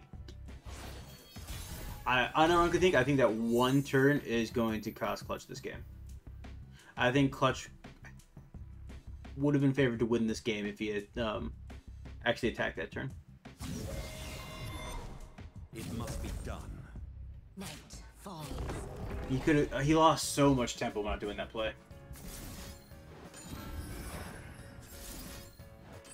And then, you know, elusives are a thing in this game, and Pink Region does fun, interesting mechanics. Yay, we love to see it.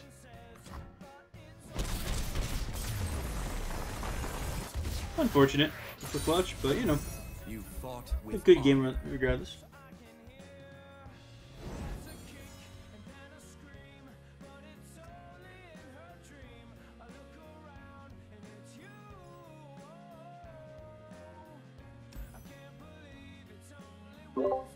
A good game, guys. GG's. The first game I had, Man, like... I completely fucking forgot what elusive units do. Yeah. Dude, after swinging like that, I did not need to hear Shen say you fought with honor, because 2 ghosts I did not. I was 1 turn from winning too. I know, I was like genuinely concerned for that game. Oh, dude, Clutch. 3 turns ago, you had to swing with Thresh and the Undying there. You could have taken out Aramis there with just attacking with I don't Thresh. know who the fuck Aramis is, bro. His 0-2 elusive. Yeah, I don't know what any of his champions did, bro. I was fucking hard winging it. Fair enough. Fair enough. I was like, that guy looks scary. Every time I try to fight one of his guys, they fucking summon 5 barriers. So like, I'm just gonna hold my champion back. If I had like 1 more turn, the fucking atrocity would have fucking ended the game, unironically. Yeah, I knew you had the Nasus in your hand, or I assumed you had a Nasus in your hand. Oh, it didn't matter. He had a level Thresh. Oh, really? Yeah, Thresh level. So if he attacked with Thresh, it pulls. Oh, right, yeah. Spooky still around? The first game, I fucking got memed, I think, because like Dude, last like 10 cards in a row I drew were like level 1 fucking spiders, like bruh. The first game I started with like the God Hand against your deck. I started with like two mana deal 1 damages and 2 Conch Boys. which is just like insane levels of value in the trades. Why is the deck called Amber Alert? That's Swain Swain Annie. Okay, Bro, if I makes had pulled sense. Darius, I think I could have ended the game, but It's possible, yeah. That one was like unfortunate. also draws you pulled from fucking Darkness like 10 times in a row. Yeah. I had a How lot does of cards in Darkness there. work? How did you get to have it? that many Diego's times? so Does it like summon every fucking round? No, basically there's like a bunch of creatures that put a three mana deal 2 damage into your hand, and a bunch of creatures that affect. Alright.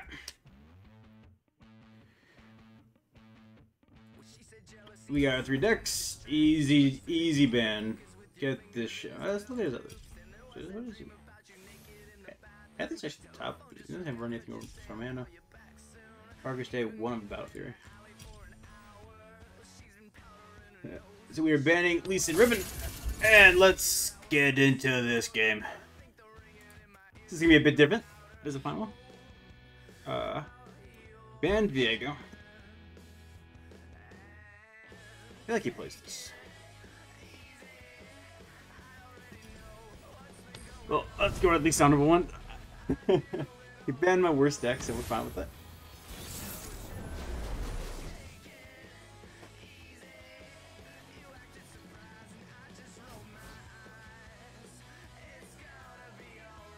He runs strike spells. How where do we go strike spells? Supercharge worthy vote? Nah, we want more early game tools. We get Fury. Tough. We like tough. We like tough here. Tough is a card we don't really get tough from anything else in this deck.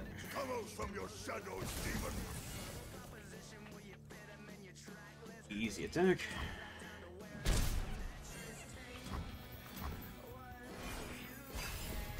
Here he's gonna make the classic attack mistake of just attacking with Saga Seeker without buffing. Oh no, he's gonna go with the buff first. All right. To death I go.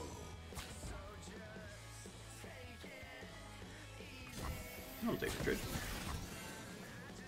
We'll take that trade.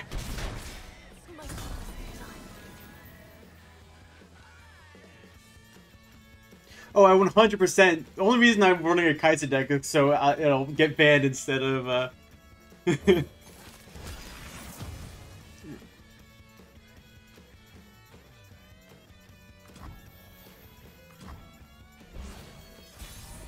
Dude, I really like the D&D board. Big fan. We don't really have a whole lot of hard removal, but I do like having the Voidling here because the Voidling prevents any sort of Zoe play here. If he just passes here, we just straight up take it. Yeah. Easy. Quicksand is so good in this matchup. Quicksand is backbreaking in this matchup.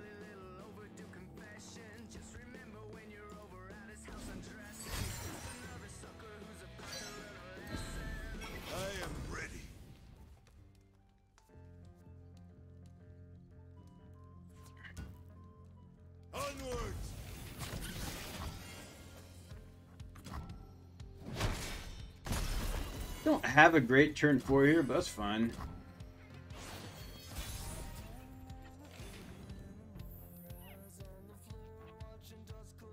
There's an argument to be made for Radiant Guardian here, but Here is where we make our stand. once we get the scout off.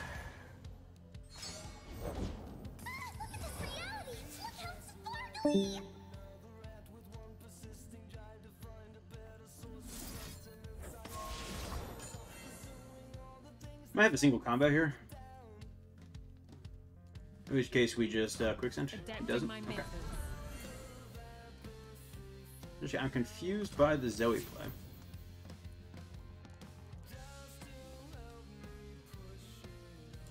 We got answers. We got answers. We're fine with this. We're gonna keep this. Maybe we can trade you in for it yet. Yeah, it's still dead.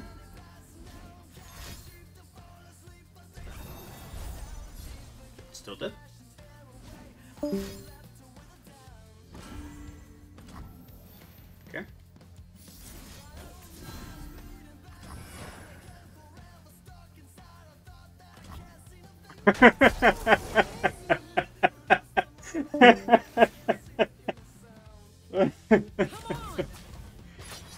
Oh, you hate to see it, buddy.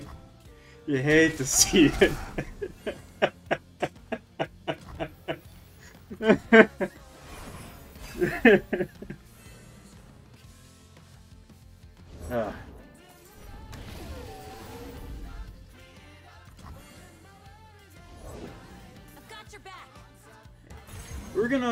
He's gonna die with this. We block Valor into it.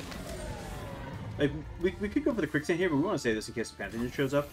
And then this enables Radiant Guardian, which should also... Actually, no, we grabbed the top. Grabbing the top is actually a mistake. I grabbed 2 keywords we already have, so I'm actually don't evolve off of that. I forgot that this thing had tough.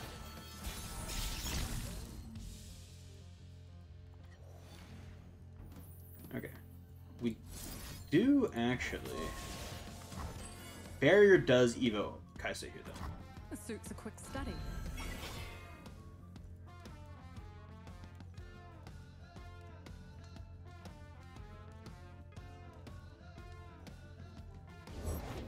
Cast off your fear and stand as one.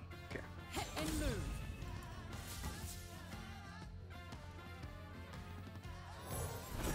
This is how we do this. Oh wait, formidable! I forgot formidable was a keyword. Pro gamer, pro gamer. This completely invalidates the shield, by the way.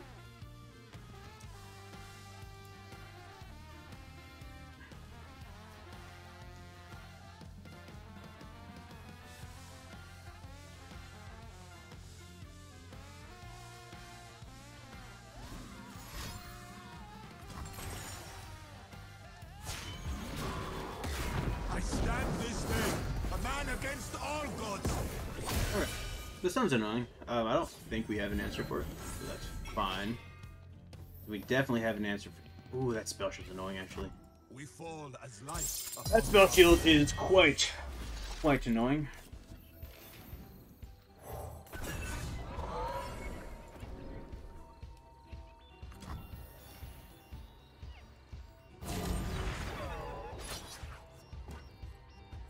Could use chump blockers, I suppose.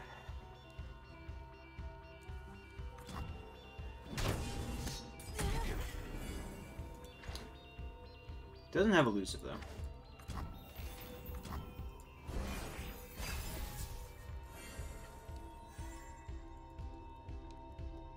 Does have challenge, really. Turley doesn't kill me. If he busts us, we have to immediately rally onto Kai'Sa. Oh, actually, that's burst speed though. Damn. Okay.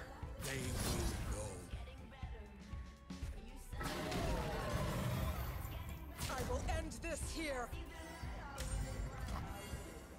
Alright, what is Void Abomination then?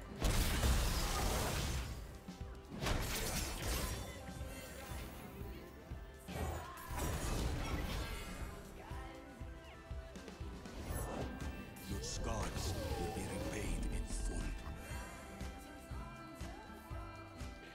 full. Void Blaster gives this Overwhelm as well.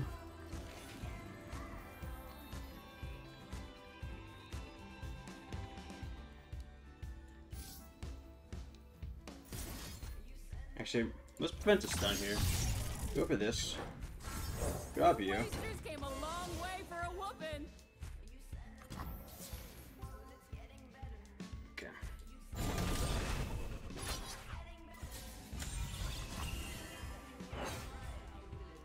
I believe we got lethal on board.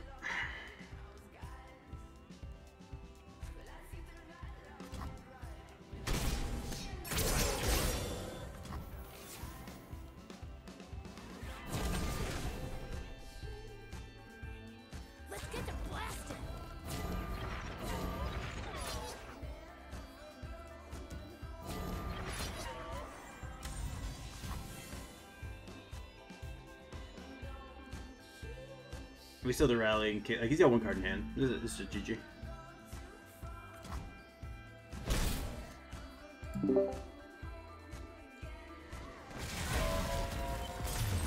The GG. GG. I greeted a bit too hard for the Zoe, I'm not gonna lie. Little bit, little bit.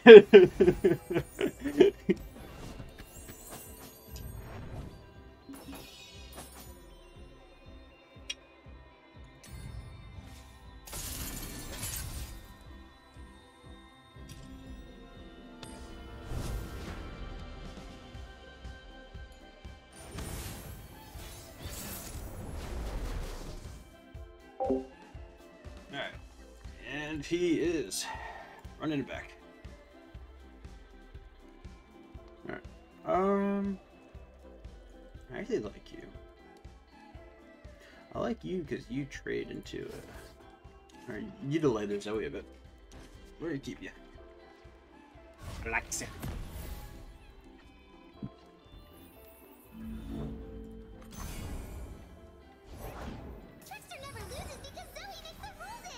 Yeah, the classic turn one Zoe.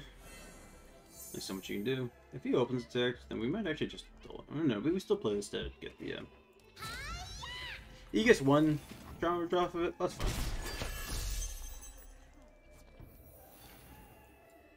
That's fine. We don't mind at all.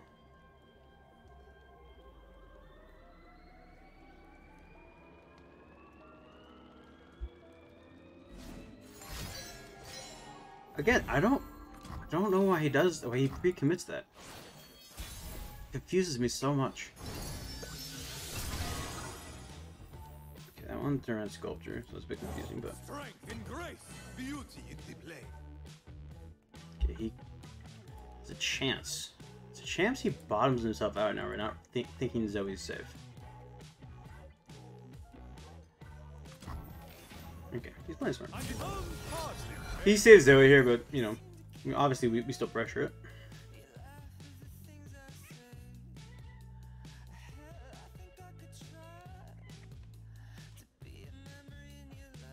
You do have something to save it, right? Yeah. Obviously, that comes down every game, or every single time. Not a chance in hell that's not coming down, but he no longer has that.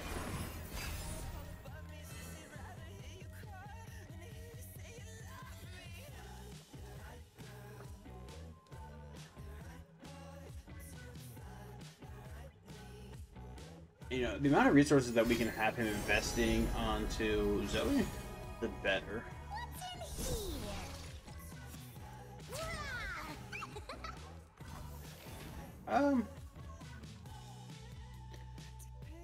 He's got a buff, right?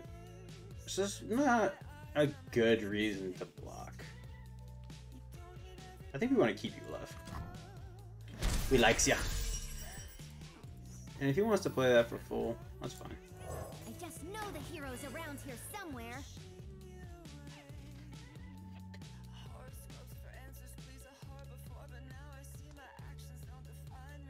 We're gonna open attack here. To prevent a stun. I will die when I am ready. Because, you know, that's the proper play. And if he's got another Zoe in hand, or depending on what he draws, he's got another stun. So he's open attack here. And pull into Zoe. We do actually have a combat trick this time as well. But let's see what he does. Because if he does bust it, we might honestly just go for the...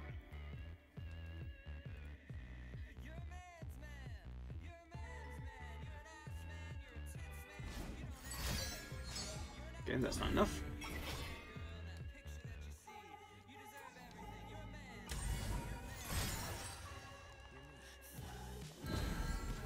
Together, stranger.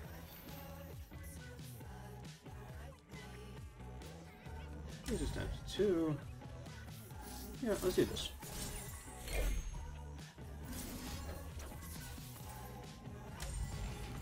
This is getting pretty close to leveling up. I don't want that to level up. I don't want that threat.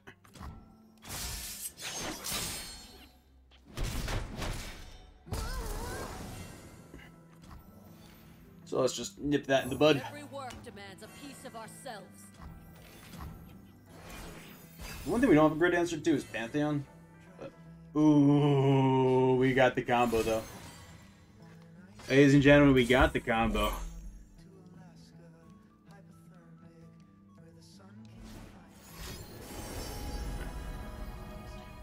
We lead up Red Shield Protector to just protect Poppy. Like a single combo or something. Obviously, if he does it right here, then Poppy's just dead. Nothing we can do about that. But even then, we still have the combo. You know, the combo's a lot better if Poppy's in the field. Like these 3 cards, if you can get them off, you win the game.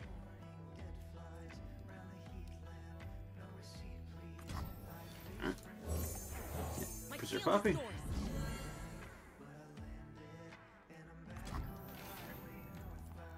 I bring clarity.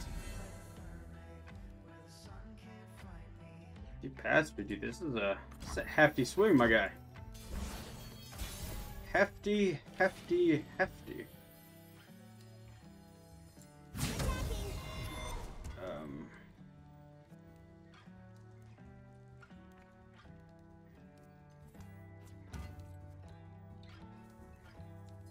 To protect all.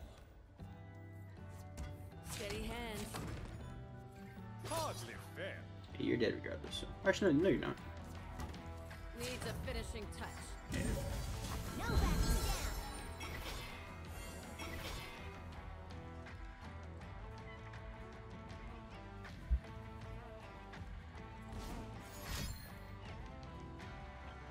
What you got for me, Spook?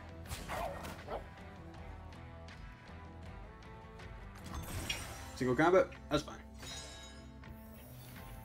That's fine.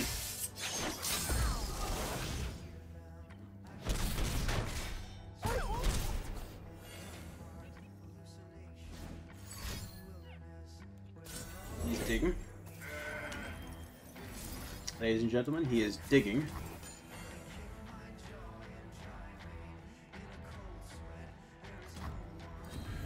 Now, if he's got a stun here, the stun here does fuck us. So we hope he doesn't have a stun. He doesn't main deck any stun. The only stun he has in his deck is from having a Zoe on board and in hand. Or if he manifested something. Or from having a Pantheon on board and in hand. He's digging some more. You're covered. Yeah, but... Okay, we diversify our threats here, so you into you, grab you, you, and you. Let's just go ahead and actually... do we pull anything?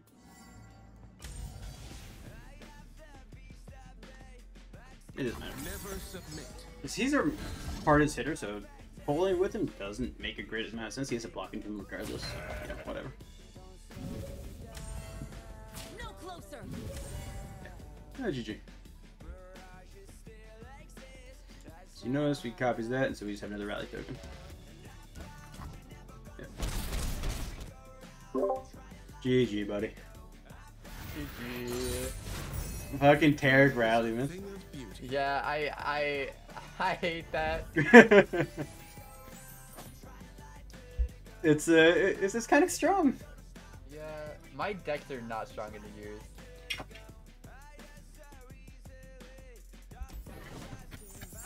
Except Lee Sin, but you ban that, so. Oh, I was 100. There's no way I'm letting Lee Sin through. No, I do. I do. I mean, I know it's like the meme of banning my Viego, but like, I'm not sure. I don't know. I'm not sure Viego's on the same tier as these decks. I disagree. I hate Viego. That's fair. Josh also hits Viego. He levels up, he steals your champion and your units, and you can't do shit about it. He's gotta level up first. Well, yeah, but I have no way of dealing with him like prior to that. Like I can't kill him, right? Like I have no like challengers or like kill a unit in either of those decks. I don't think. Yeah, no, I thought overall the sets went really well. Yeah. I am recording, right? Let me just make sure. Yep, we are recording.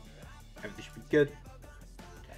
Did not. That would have sucked to see his checked. Is like, oh, I forgot to record, and yeah, the entire day's gone. But everyone, thanks for stopping by. Everyone in the stream, we'll be continuing at some point down the week. Oh, well, if people are around, we can run some more. Like, we don't have to stop there. It sounded like people were getting off though, so. I mean, I'll go again. I'm down to go again. Yeah. I mean, Jurt and Matt can't play against each other, but correct. Anyone want to like? We could. I mean, yeah, you could. Not for the tournament. Wait, James also mid-patch update for League. Clutch, you want to run another one as well? I'm kind of burned. I'm not gonna lie. I can play. James and Jurt, you guys want to go? Well, James isn't in here, but I'll go against him. Yeah, James said he's down to, and yeah, I'll go with him. Sure, fuck it. And then, oh, sorry, I was typing in Twitch chat. Yeah. And now I'm hearing myself. I'm gonna mute Twitch. And then we'll see where we're filming after that. Matt, maybe we can play after that, or like I feel like it's day one, so it is a hype day, so you know. Dude, I'm down. I'm in Louisville with no kids and no schedule, and in he's the urban fucking capital of the world. He's big so dick. I'm just like the longer you wait to play me, the better you'll do, because I'll just keep inebriation kicks in after a little while. You'll put me against that right now. No, I want to play last. I've already played. Dude, oh my! Dude, if you guys want, if anyone missed that that last game of theirs, I can stream the VOD on that later, because like that last game was so fucking hype. I definitely want to see it. I wasn't at home when it happened, so I didn't get to catch the first round. So far, definitely the best game of the series of the There's a butt clencher there. Man, it was. I was holding for dear fucking life. Give me a minute. I'm going to go to the bathroom, grab a drink, and then we will resume from there. That's fine. I'll go to the real quick.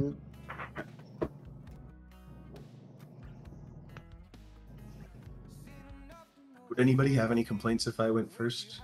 I don't know who I was playing, but like if that's okay, I think you and then I Jared can are go. playing. You're perfectly fine. I think that was the Run it back, James. Normally I don't really care, but like it's 9 o'clock and I want to make dinner, so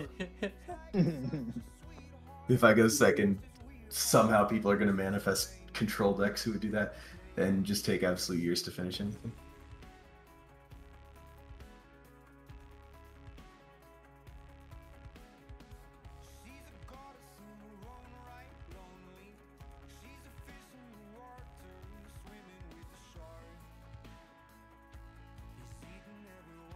In the meantime, we should watch JB's ranked game. Hello. Howdy, welcome. Welcome to the stream. How's vacation? Oh, it was really good. Nice. I went to the zoo. Dude, Nice. I saw the pictures, they were good. JB's Those running Ari. assholes, after you left, were like, they tried to start the queue after you left, and I was like, no, fuck you guys, so I left. Those assholes. I don't know who them people were. I wasn't really even that serious about playing. Wait, do you remember that really racist Discord that I was on that had some really extremely scuffed shit on? Oh, yeah. Is that guy. Like the Pakistani guy? The guy who says, why is it wrong to say the N-word? Oh, yeah. I'm It's that brown, guy. I should say it. Just like, what the fuck? How did you end up back in the lobby with him?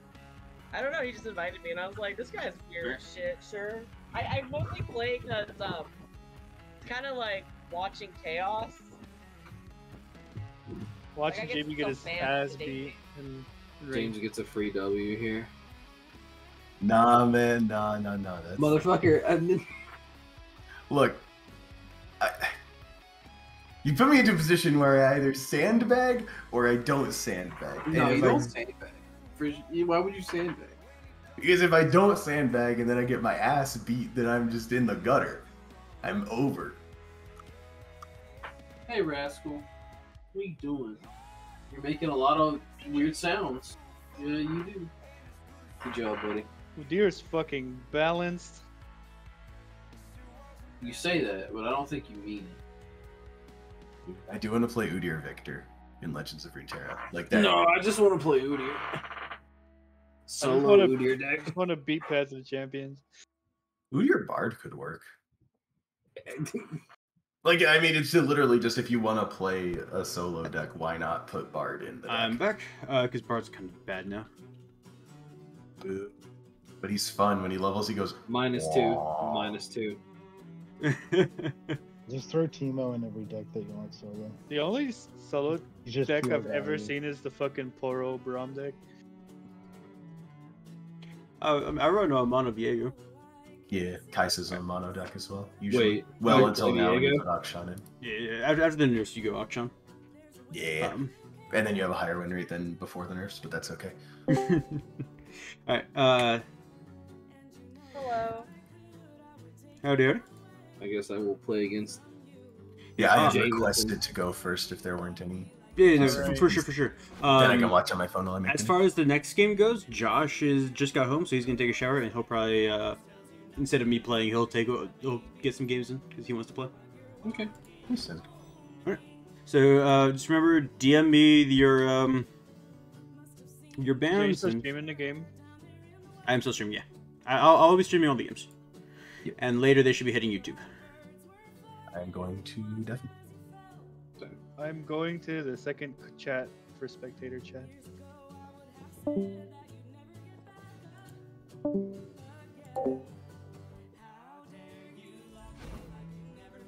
Alright, and let's get into it.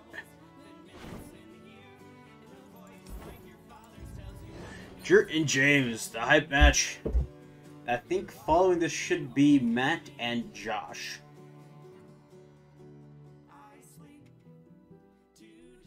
But we will deal with that when we get there.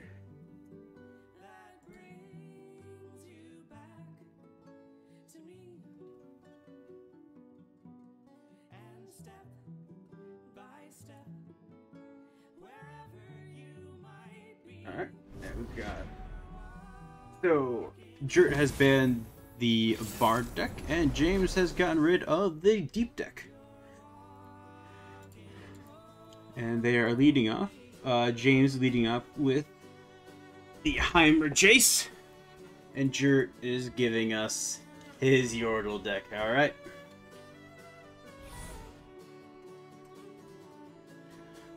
That means that Jurt will have his... What will he have left? Jurt will have Bard Alawi. And James will have his Darkness deck after this. Alright, McDonald's has shown up.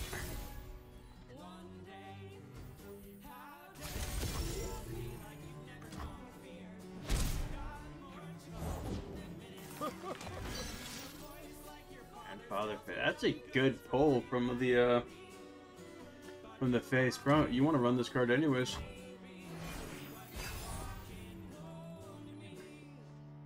Production surge, alright. He's got this tech starting to build up, and does need to still see the Heimerdinger.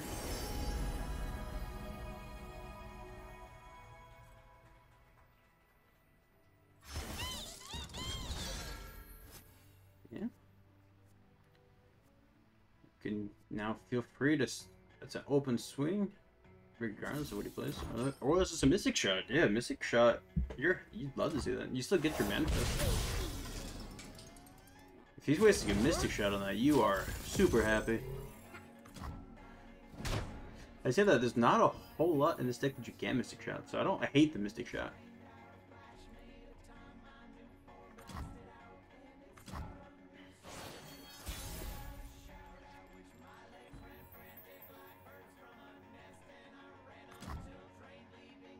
Okay. No? That's interesting. Because we know he's got a... Wait, that was James passing. James passing makes a lot more sense. James wants to see if there's anything that he can Shock Blast or worth Piercing Dart. But I do like just leading off the Hungry Owlcat. Pass priority back, maintains the mana in the back, see where he goes from there. All right, at this point, you just burn. You just no. Oh. All right, that's fine. That's fine. But I think what you should be doing there is you see that he's holding that much mana, and you just burn his mana. Because yeah, there's the Shaft Blast.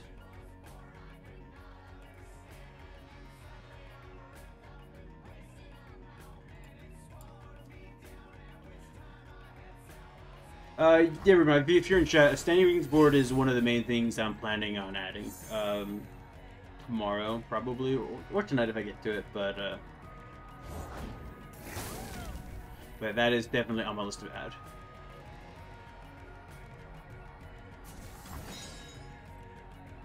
Oh, you're not gonna find a whole lot better than that. It's a good trade. It's a good trade overall for him. And that does mean that Jace is leveled up.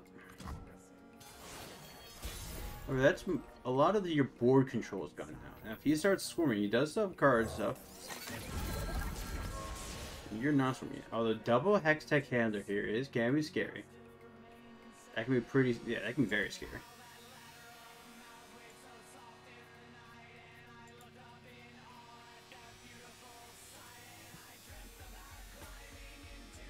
Question is what do you bring in return?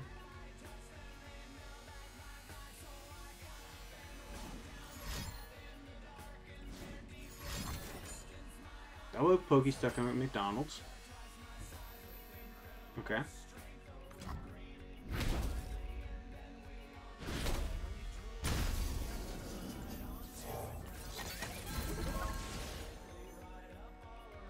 Yeah, actually, that does mean that it does get that additional +1/+1 there, so that's probably good. That can get scary, especially once you start getting like production surge drops and whatnot. That's a lot of damage you probably block with 3/1 here.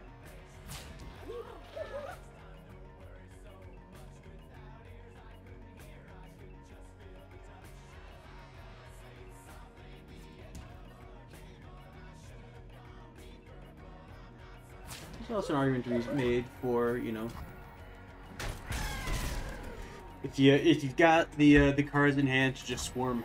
I don't think we've seen Jurt play a single champion when he's played this deck.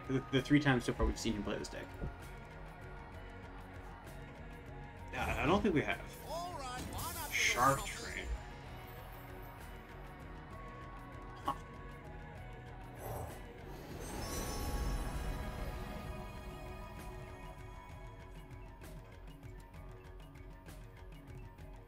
And it's a card. I help when I can. Shut up when I can't.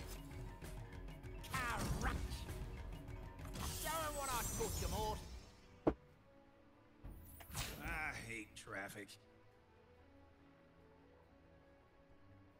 Imagine you block with a Hextech Handler and then Aftershock. Come on. Alright, well, it's not too concerned about getting rid of it. So, just gonna block like that. That's how they level up Jace. Doesn't want his trainer to get damaged. He's not blocking into that. Does mean that you keep the just have an extra body. This is going to be a very scary next turn for Jurt because he's gonna Jace levels means he generates the spell, and so he's gonna have all these things already have quick attack. So he's both going to get 2 random keywords. And Jace is going to get quick attack and random keyword.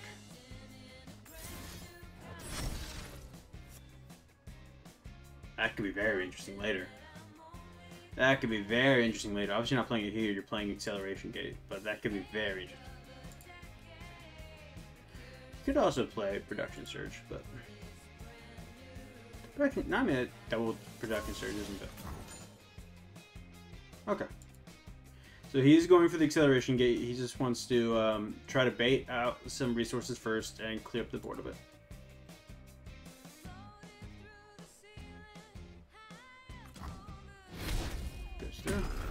Here's is like, I'm really curious to know what's in Jurt's hand right now. Ooh, that's a scary card to see as as James, because you don't know what the fuck he just pulled. Like, that could be a crumble or something. Interesting use of tech. Wait, or epic or multi-region follower, not spell. Oh, if he got the stun to the card though, that would be amazing. Oh, he does just go for the. Okay. That's probably better. Filling the board's probably better. Now he just got the charger. That's a lot of damage just on its own. And this is probably lethal. He can block 11 damage. Yeah, that's lethal. Oh, GG Jims. We don't know card. We don't know what he has in here. If he has some stuns here or something, he can't survive this. The way he's blocking makes me think he does have some sort of. Nope, that won't do it.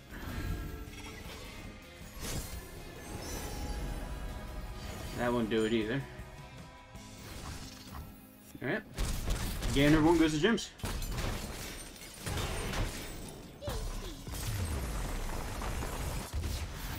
We're to take game number 2, we're going to switch to Jarrett's point of view. Get an even split.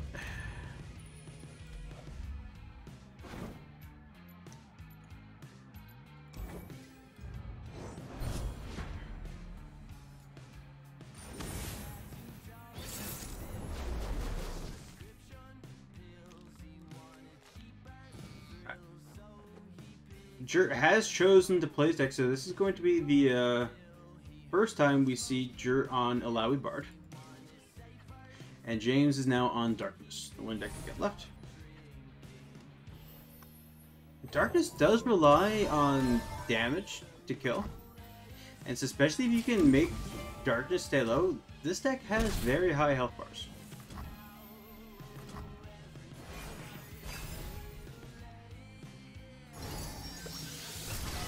Yeah, and it does hit the Alawi, so that's very nice for James. For Jurt, rather. Twisted Catalyzer, the fact that, you gotta imagine he's probably got the, I like that play. I like his play a lot.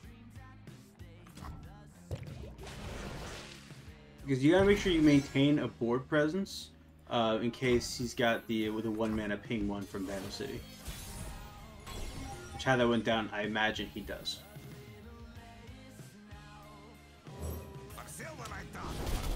So you gotta, you're assuming, unless you get removal in hand, you're assuming that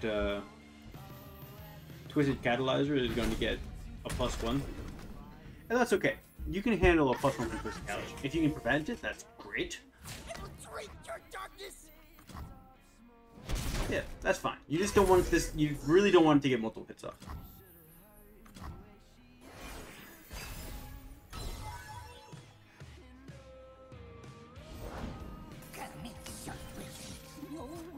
That's an unusable spell right now. It is a 3 damage. Nagakaburo surrounds us. Playing her. I think that's a mistake. It is a lovely statue, though. Because this goes up to 4 damage. You just lead off the Riptide Servant here, though. Actually, Riptide Servant here could be pretty nice. Yeah, I actually like the Riptide Servant a lot. You can't have ways to protect it though, and you are investing all of your mana into that. And so if he has ways to protect it, that is it feels bad. Yeah, that's 1 Vigard done. Wait, come on, this deck also runs like the Rekindler and whatnot, so we can see that coming out. It's showtime. Okay, you have to you attack here. Yeah. Get that out of darkness range. If you want to block and then darkness it, you're still pushing 6 damage. Oh my dear.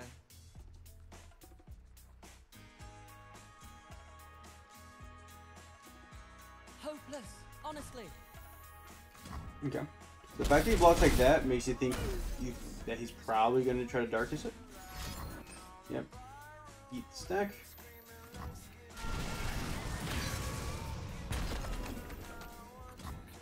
But yeah, he's down to 7 HP. I like to watch for auto there, actually. Do you like to watch for auto? What is Zap something from this deck? I feel like if they're including Zap in this list, I feel like Zap probably draws a very specific card. It totally makes sense. They're gonna darkness that. You just drop another idol here. Disease protection takes many forms. They attack, you block the bird. Probably. I don't think you play bird here. No, you actually, you definitely. You get the picture. Let's do that.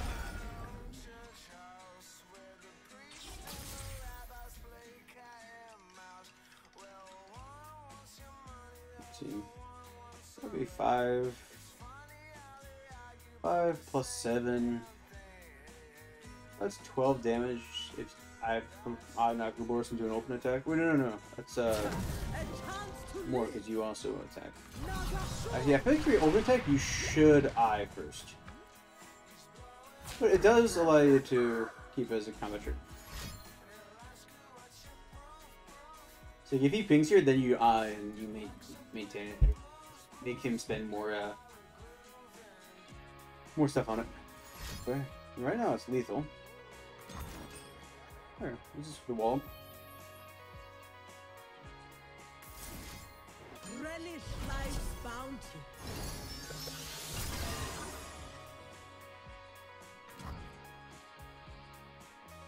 See, if you do that beforehand, you find the hired gun.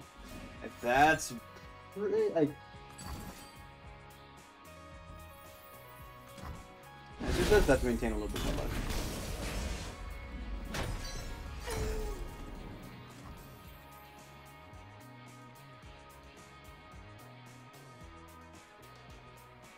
I don't think you actually tentacle smash at all, like, ever here. Even if you see it. Well, like, it's super tempting if he plays a Vigar here to go for a tentacle smash. You dropped something. I dropped everything. He's gonna his eye. He does get a bard. He gets a leveled up bard. I might prefer that to the eye, honestly.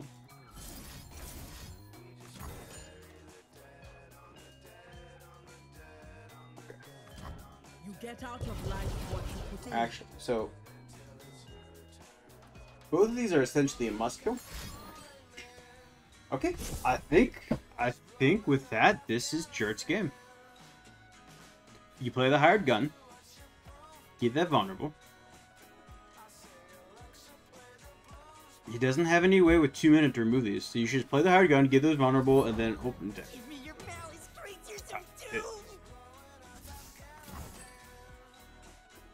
That's fine, honestly. At this point, he's completely decked, yeah, and then it gives you enough mana for the hired gun. I really like that, actually, and it levels allow it. I really like that. Just please play the hired gun and pull this to the right with the hired gun. You're probably fine regardless. Just play the hired gun. Play the hired gun here. Come on, Jared. Play the hired gun. Let's go. You can do it. God. Okay, it's fine. You're probably still fine. But if he's got some sort of hard move for Laui here, then he survives. If you play the hired gun, he needs hard move for both of these. Go away. Yeah. Okay, so he did end up having, like, you wouldn't have killed regardless, but still, you should have played the hard gun there. But that's his entire turn. Yeah, you play Bard. You play Brad Pitt, and you enjoy it like this. James is happy to do a lot just to stay alive. Gotta go with the flow. So what do you? Give me one. Okay, I'm gonna play Birch. Play bird. Yeah. I like it. I like it.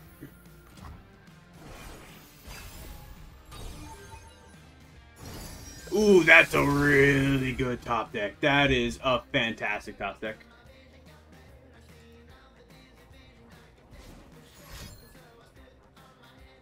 And Jason, I think he's safe here.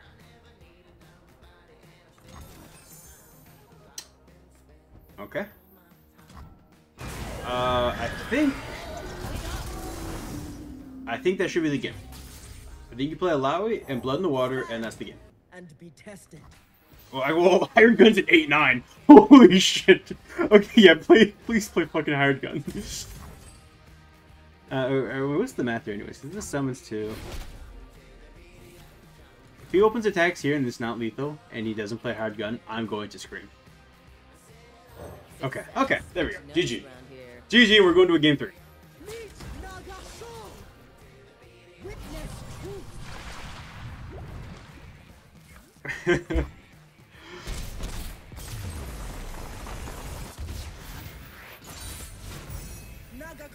Smiles upon victory. I'm actually gonna keep it on Jurt because I haven't actually watched Jurt's perspective on any of his Yordle decks, and I'm curious to see because he is now on his Yordle deck, so it's Yordle's Yordle's at Arms versus Darkness, which actually feels pretty Yordle's favored.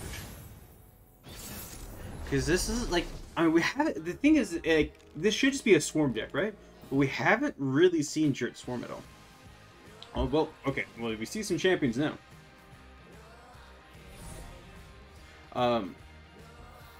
You probably shouldn't keep the Tristana in your opening hand. Just kind of with how Tristana works. Maybe you should. But Jurt's always going to keep Tristana.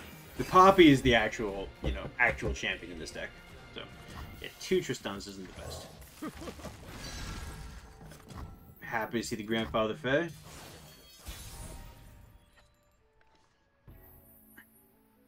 Okay, start with Hungry Owl, okay? Alright, Furballs. Okay.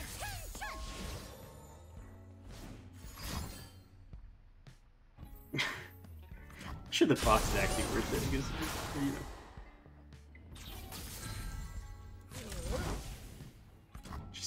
just fucking Tristana, bro. Okay, it's fine. He does have a second Tristana. Look, a thing. Elf, that's not ours. The fact that he loses Poppy there, oh, fucking aloof Travelers, man. Man, that's actually so tragic for Jurt. Really big pull for James, actually. And Poppy's not exactly something you would expect to get hit. Why is this? Fuck this a 4-3. That's quite large.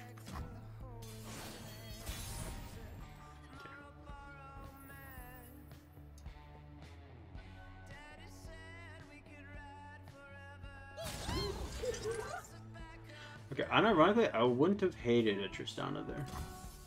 Go away.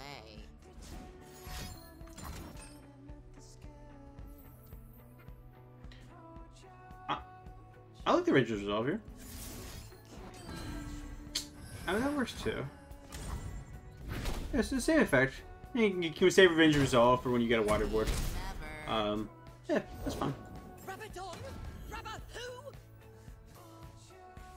Yeah, you can do it. You can do it, Jurt. That's fine. It's fine now. Hold open. Equinox. Grab Equinox. If you don't grab Equinox, you're an idiot. Good boy. Good boy.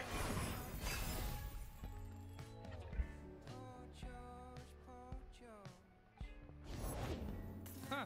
Guess I'm the big guns now. Okay, he's got a Darkness. Darkness is still at 2, though. It's at 2 mana, however, and it's fast speed.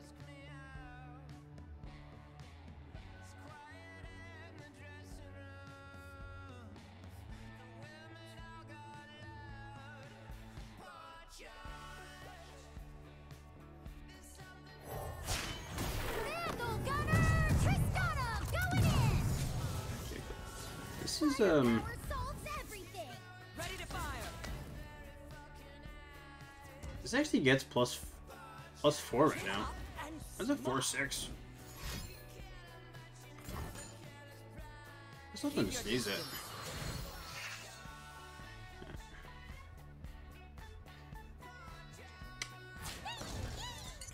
I think you just let that hit, right? No, you definitely don't block center. Oh my god. Also, this is so much tankier than this. Like, that spell shield is so important, but you gotta maintain your swarm with this deck. You definitely don't block into the quick attack. Battle Mare is too slow at this way. It's too late in the game for Battle Mare. You gotta... Oh my gosh, dude! You gotta play your cards, jerk. Come on! I'm rooting for you, buddy! Yeah, but like, if you're gonna open attack, why aren't you developing?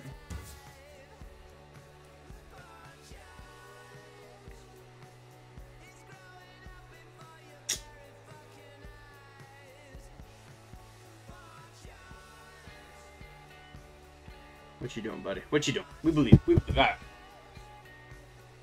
I'm an unbiased caster. I mean, I'm pretty unbiased. I love both these guys. But I know how much...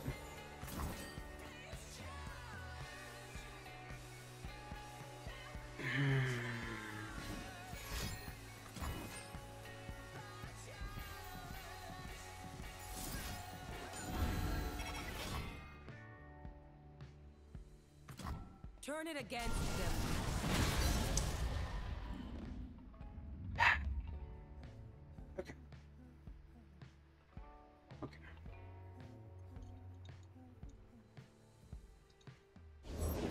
Big head, big brain. Why? Sure, I need you to play your cards, bud. That's all I want from you. Just play your cards. You're playing a swarm deck. You gotta swarm. You know, I wanna. Would that be improper to give Jert some coaching in the middle of the tournament? Like, no, I'm not saying in the middle of the round, but you know, like before tomorrow or something. Okay, you probably should have played with this guy so you get strong. That's fine. The issue is none of this stuff survives because you don't have the rally anymore either. Like, there was no reason you couldn't have done that earlier, bud. Oh, that's that hurts to watch. That hurts to watch.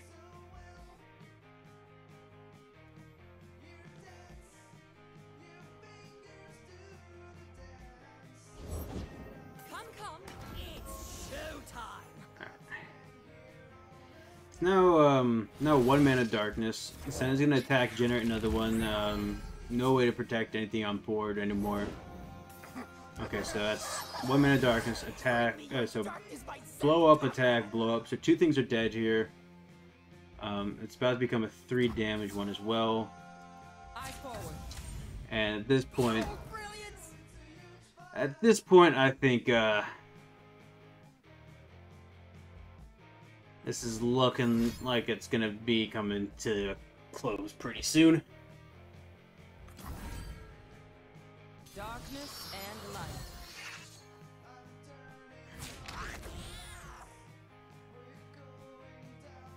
That is actually. He kind of did have to target this one with his first darkness, didn't he? And he could still have that 1 mana Bandle City thing. Oh, actually, wait, no, he's got another darkness, so he can. Yeah, that's fine. All right, that's fine. Yeah, I'm dumb. Concentrated forgiveness.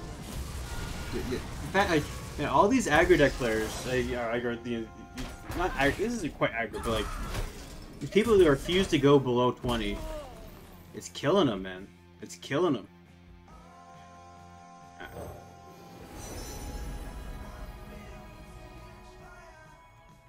think you gotta go loping here and just hope you find something. And Yordles does look kind of slow to Wait a second. Wait a second. Wait a second. Do it. Let's go! Wait. Ladies and gentlemen, we could be seeing something very, very special. That's a 20. That's 20. He can't block it.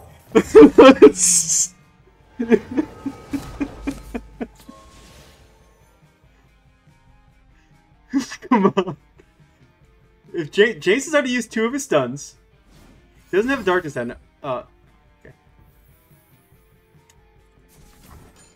Well, you know, at the if it worked, it would have been hype.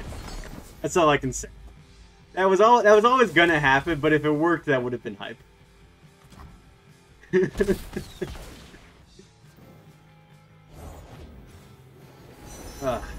And yeah, the Senna just provides way too much value. He's been having poppies just sit in his hand for so long.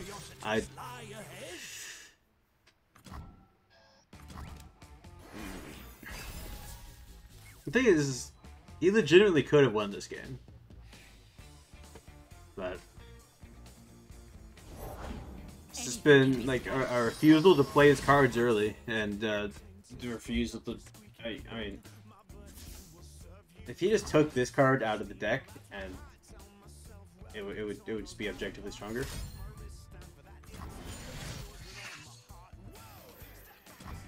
Getting dark. Not one more family, not one more soul. Instead of leveling up, I mean, this is like. Keep your distance.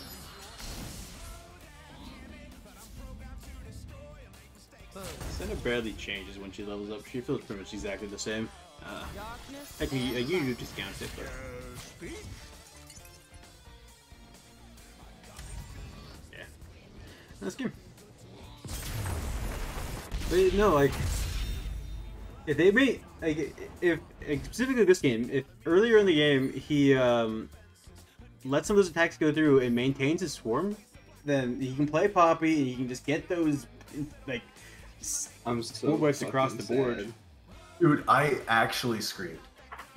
When I saw that motherfucker come down, I screamed before I realized I had the vengeance. I spent my whole time digging for that one goddamn card. Dude, I out loud. I just went, "What the fuck?"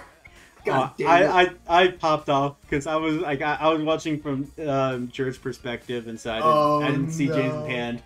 But I wanted that to work so fucking bad. Bro, I had to take the risk, right? I knew that was the only way. That's the longer the game goes, the harder it gets for me. Yeah. No, that's I just get, man. You had so many good, just the stuns. You hit me with 2 of the deal 1 damage, like stun my Tristana. Dude, I fucking love Wallop. It's a good spell. I'm just sad that that golden Aegis was interesting, Jert. Yeah, but I mean, was it wrong? Yes. You think so? Yes. You think I should have attacked and then used Gold Blade? I think you should have developed your board a lot more. You kept ending your turns with like mana up and creatures. You're a swarm deck. And you left your Poppy on the bench for the entire game. I did. I left it. James, check out the first song. time she got stolen. Her getting yeeted was unfortunate. The first time I did a double take when I saw that. Yeah, you stole her, and then I didn't get her in the second one until super late. I don't think, anyways. He didn't play Poppy, he played Tristana, but I fucking love it, Ruben. He played Poppy the first time. Yeah, he played Poppy and got boxed. Nope, that was Tristana. Wait, was Tristana? The Poppy got yeeted from Traveler. Yeah. I thought that was a Poppy. No, it was Tristana. Which is yeah. Maybe I think it's revisionist history because I saw the Poppy in what Ruben said. I'm so sad. No, dude, that was the only card I had in my hand. This is twice. The game's been ripped from me. So Matt, you still around?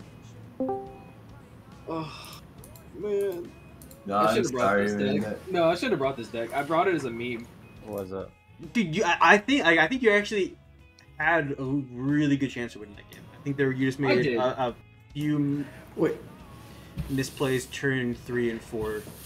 The reason I played the Aegis when I did it, this is my theory around it, was he can't. If I use this, it baits out the darkness, right? Because I know he's gonna use it anyways. But attacking also baits out the darkness. Yeah, but she still lives is the thing. Yeah, she always lives. No, I mean if I don't bury her, then the darkness kills her. James used barrier in response to play Aegis, but you had the tough card to prevent it from dying. Correct. I'm confused. Okay. Well, I think next is going to be Joshua's first game against Matt. If you guys are both in, or are you guys in each other's friends list? Oh, wait. I'm gonna go make dinner, but I'll be watching the stream. So apparently. Good luck, have fun. GG's, Jared. Sorry, the gore list didn't. It was 9:40, so I'm probably gonna go to sleep. Yeah, I feel that. What's going on here?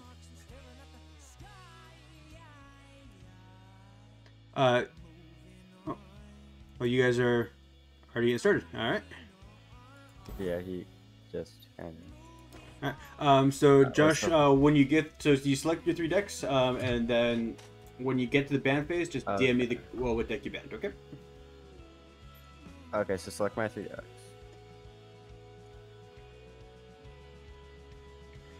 That's Robbie.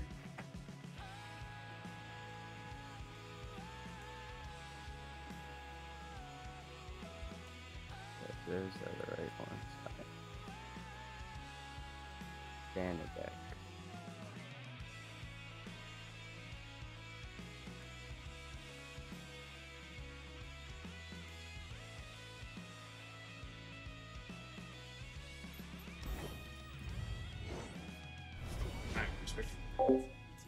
Well, I selected the wrong person.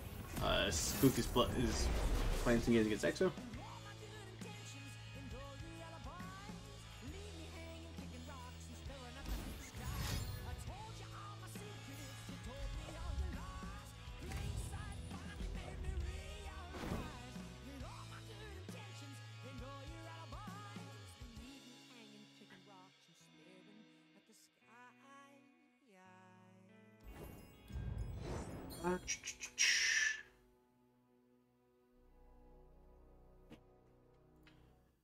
And Josh banned Azir Aurelia, and Drop Shot Matt banned Akshan. So let's see what they're playing.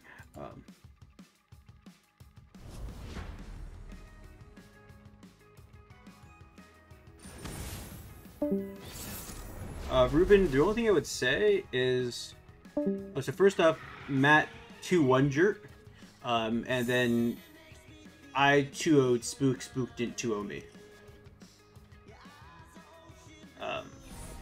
And then Spook 2-0'd EXO. I don't know how I'm supposed to read it, but... A brief engagement, but a joyous one. So we end up with Lurk against Kindred Gwen. Alright. This deck actually has a decent amount of card removal.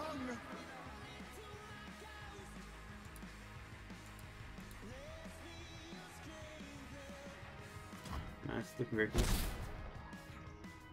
Ah! Yeah, what I was talking about it is the only thing that looks off is I 2-0'd Spook, Spooked and 2-0 me. I'm assuming if I'm reading that correctly. And then the Matt 2-1 jerk.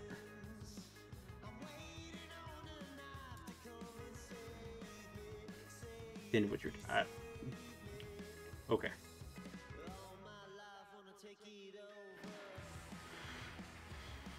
Actually, I really like that bait from Josh there. Because Matt knew he didn't want to trade this into this initially. And then it seemed like he did, and so Matt assumed that there was some shenanigans going on and didn't take the trade. Either that or Matt just doesn't want to lose this because he wants the ability to work. Oh wait, I'm dumb. This is fearsome. That's why Josh didn't take their initial trade. Yeah, Josh definitely wants to take that trade. I was really confused about why he was holding on to it. So he goes with this, not the hate spike.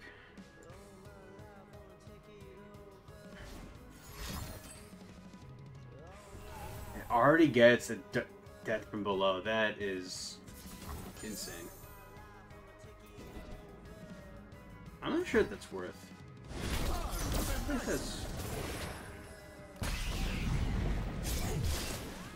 Yeah. He's got that pipe now.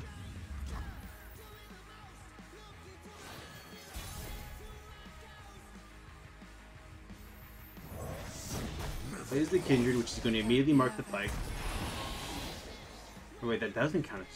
That doesn't count as part of the interest. Okay. That does not count as a slay.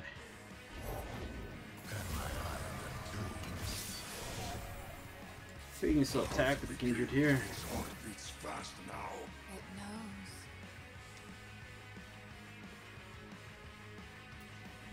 You cannot block into the Kindred, because blocking into the Kindred just wipes your board. So you push 5 damage. Oh, it's also elusive. So the question is what spells he would have? What spells does he have? That's a quicksand, okay.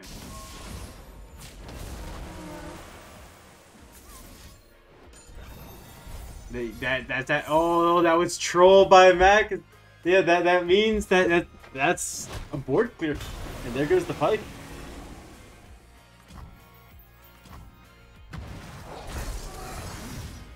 13th the chapter. Oh, you just you ran from just actual you know, on the Legend of Runeterra page. Well, welcome to the stream. This is just an in-house tournament from some friends, among some friends. Advice for new players. I'm gonna be honest, I'm not the best myself, but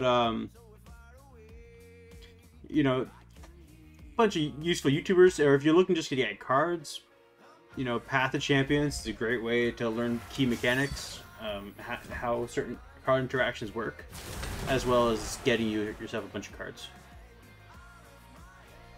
So, you know.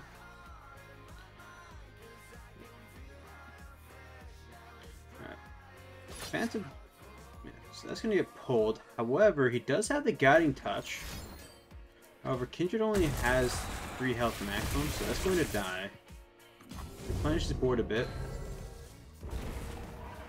Rek'Sai's at the top. I think you block with the Phantom Butler. So you know Rek'Sai's at the top, however, the board is completely cleared, and he's got the Gwen in hand. Additionally, if you can get some fodder, that Crumble is going to start coming in pretty clutch. Because that can just straight up kill Rek'Sai right off the board. Yeah, and they're talking about fodder right there.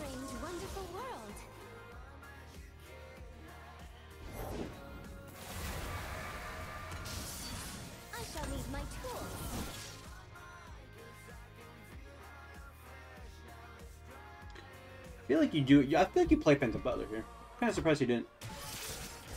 I guess it doesn't matter because he doesn't want Phantom Butler to be blocked, so he's not going to attack with it regardless.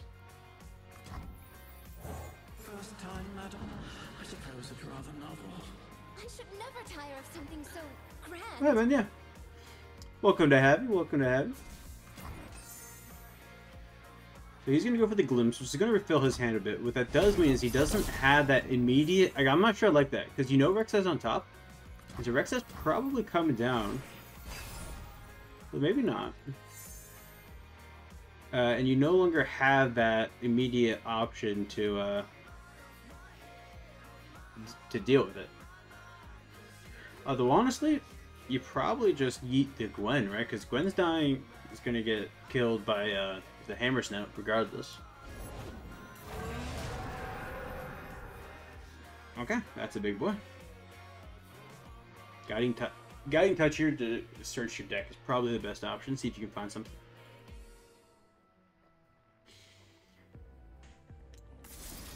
Yep. He's gonna play this, block the block into the 6/6, and then Hate Spike kill it to kill the red fin. Most likely. Which is not an option because Gwen has Vulnerable, which I forgot about. Professional caster, ladies and gentlemen. So you glimpse Gwen, and I still think you block. Or actually, you have some HP built up. You don't necessarily need to block. I think you got to glimpse. You need cards for you guys. That's the one thing you're missing. Or even hate spike Gwen into that. I don't know. I don't know. That's big. What's died from him so far? He's lost to Gwen. He's lost to Kindred. A conductor. A couple phantom bows, I think.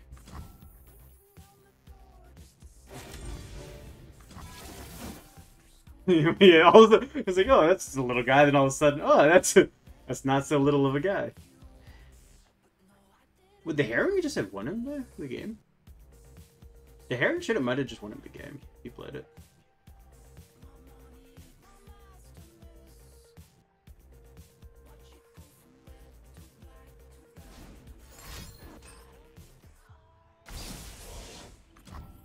Still damage. But he's just gonna choose to glimpse it. Okay.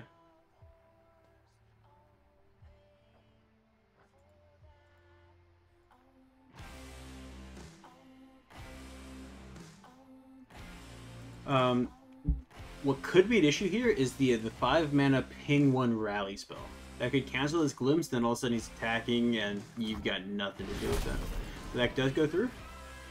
This is really big. Having something like this out that you can use as a crumble target is good. And also, Pale Cascade to protect against those sort of pings is also great. We shall sing, dance, and forget our woes. There's a temptation to crumble this. I don't think crumbling this is right. I think you have to crumble. Oh, but you want to kill this before it gets the... Okay, he's happy to see the Gwen. He's definitely happy to see the Gwen. Like, we want this to die before we can get that spell shield, right?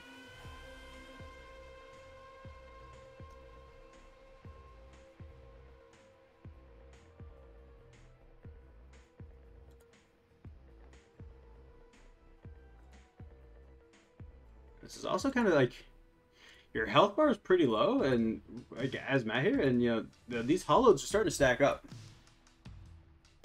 I appreciate it, guys. Any of my game knowledge is just from watching other YouTubers, though, so you know. Okay.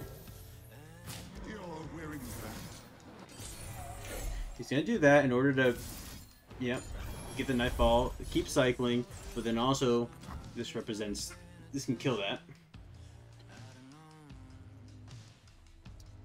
Thing about Lurk is Lurk doesn't really run any protection, so I'm not sure what he can do. Yes, that's big.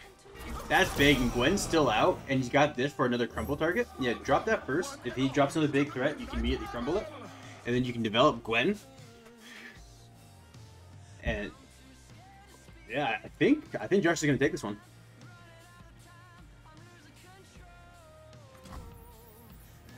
My goodness, what is all this?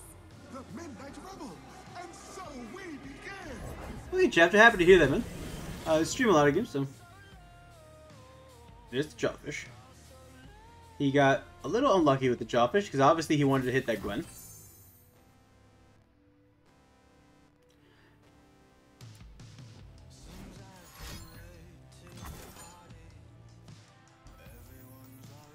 Okay, I am very confused by this entire interaction. Why do you want to get rid of 2 damage from that? And why do you care that he damages that? I'm a bit confused by that entire thing, to be perfectly honest. Yeah, you go over the Harem here and you just win, right? Having said that, like, he should have had a negate. Wait, if he doesn't have a second negate here... Oh, he does have a second negate. He does, in fact, have a second negate. You still, you got... He's probably crawling back. Squid is gonna level up.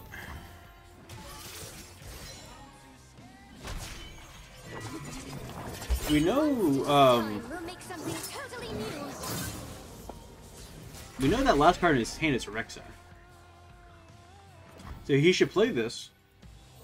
Yeah. Yeah, I can do that. As soon as Rek'Sai gets played, you just crumble.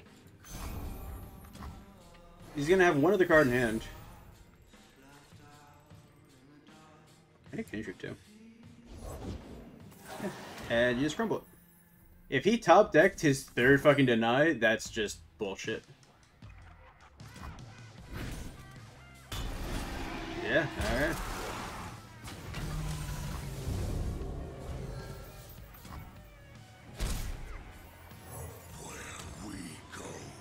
You got a leveled Gwen, and both of these are going to be getting buffed by... He's actually running Ripper's Bay. I don't think you ever run Ripper's Bay, right? Okay. So this is going to be an 11-11 Kindred and Gwen both attacking. And Gwen's going to be just draining 5 HP, and you've got... Oh, that's fantastic. That is fantastic.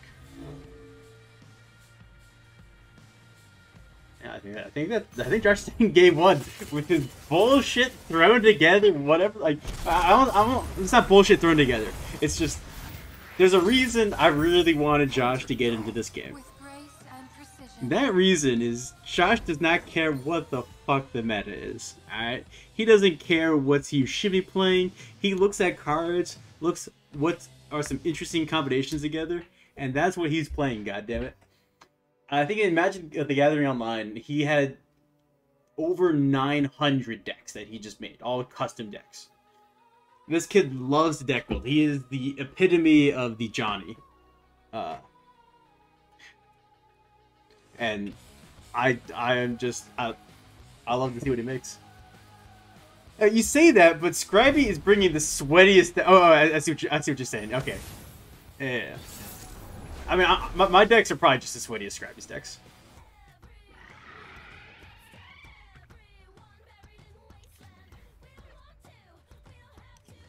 Jin Ari.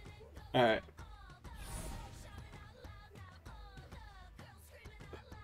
What the fuck is this shit?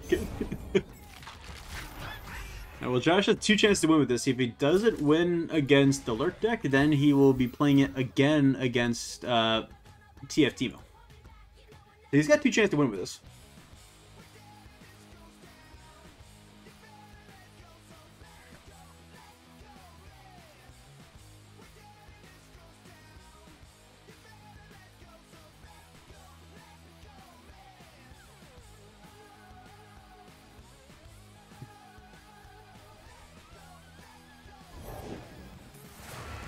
Get his Lurk stuff. Oh, did he miss Lurk 1? Interesting. Okay. Well, that's gotta be information, right? Like, what cards are you running in this deck that aren't Lurk cards?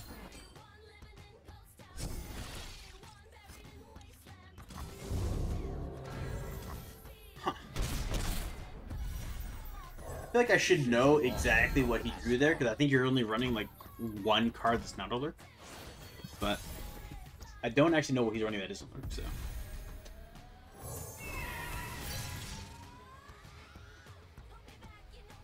Josh is gonna start getting these skills picking up. This Solari Stunhawk could become a very strong annoyance because I have a feeling Josh is just gonna keep bouncing this back and forth. He's gonna block with this, right? Take the damage, play Ari, and then bring this back to hand and then stun something next round. So Matt is essentially, unless Matt's opening attacking, he's probably gonna have something stunned every single round. I'll shoot the wings off a bilge wasp. Or he's not going to. Alright, never mind. So he's gonna play this and then attack with this to get the, oh, he's gonna pull... You know, I actually like that. Yeah, screw me and my cowardice. Josh wants blood. Josh understands. That's probably better, honestly, too. Just push damage.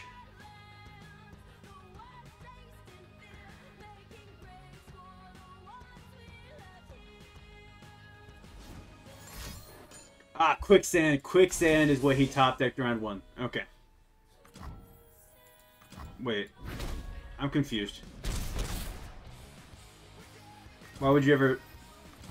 I guess maybe he's concerned about a buff in hand and he wants to maintain his board. The thing is yeah, Josh plays Avaros and Marksman here, and things that, and also he's Lotus Trap only stuns Which one is play, right? But he's gonna ping the Nexus one.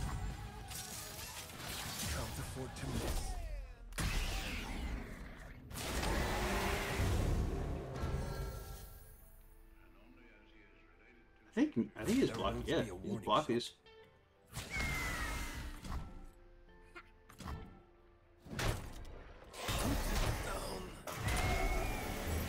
The Ari comes out, and the Ari can just, you know, you got the dancing droplet Ari combo that you will just get constant card draw from this. Question is whether he opens attacks or wants to develop something. Yeah, I think open attack is the correct option. Yeah, open attack is definitely the correct option. Jesus, because he's got the Doom Beast in hand. The Doom Beast plus the Jin's Virtuoso is lethal, and this deck cannot heal. Matt's dead. Josh with the easy 2-0. Okay, wait. I think, I mean, the game's not over yet, but Solari, Sunhawk, into Doom Beast is lethal. Okay, well, Josh didn't want the easy win. Josh didn't want the easy win. It's fine. It's fine, guys. It's fine. He'll still figure it out. He wants to give him an inkling of hope, and he'll just lead off the next turn with the Sunhawk.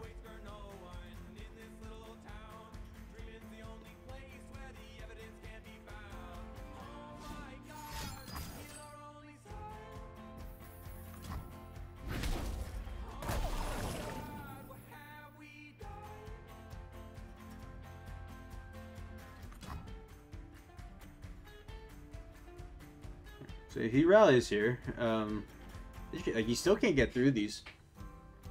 All of these. This deck feels really strong against Lurk, by the way. Like, Josh showed me this deck initially, and I will say Josh has added, I think, a few more spells in this deck than previously. I'm not positive on that though. But okay, we know he's got a Rex on top of his deck.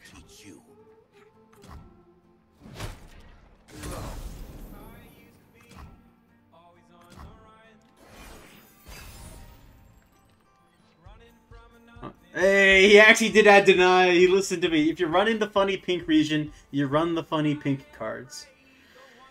We hate the funny pink region, but it's got the strong funny pink cards.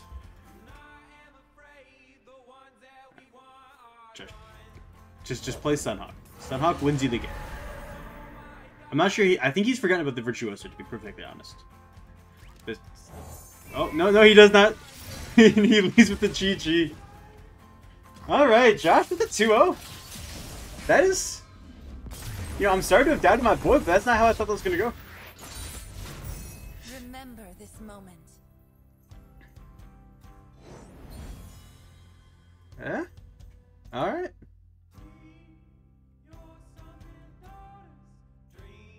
Well, GG, guys. Hello. Yeah, nice games, Matt. I got my got a champion capsule as a reward. Yeah, there you go. Heckroom. I think attendance is I think people are pretty much done for that. I think we got a decent amount of games in, so I think we'll probably call the tournament games there. We'll probably pick up tomorrow or sometime later down the week. But yeah. Thanks for playing, guys. You're welcome. And I'll see you down the road. And everyone, thank you for stopping by the stream. Bye. You know, had some good games today. Had some good games. I think the game number 3, the final game between Jurt and Matt, was still the hypest game of the series. But yeah, I'm happy with how that went. So, you know, had a couple new faces step up. So all those. Hope you rejoin us later down the road. But yeah, all that. We're gonna cut it off there, and I'll catch you all on the flip. On the flip. What the fuck?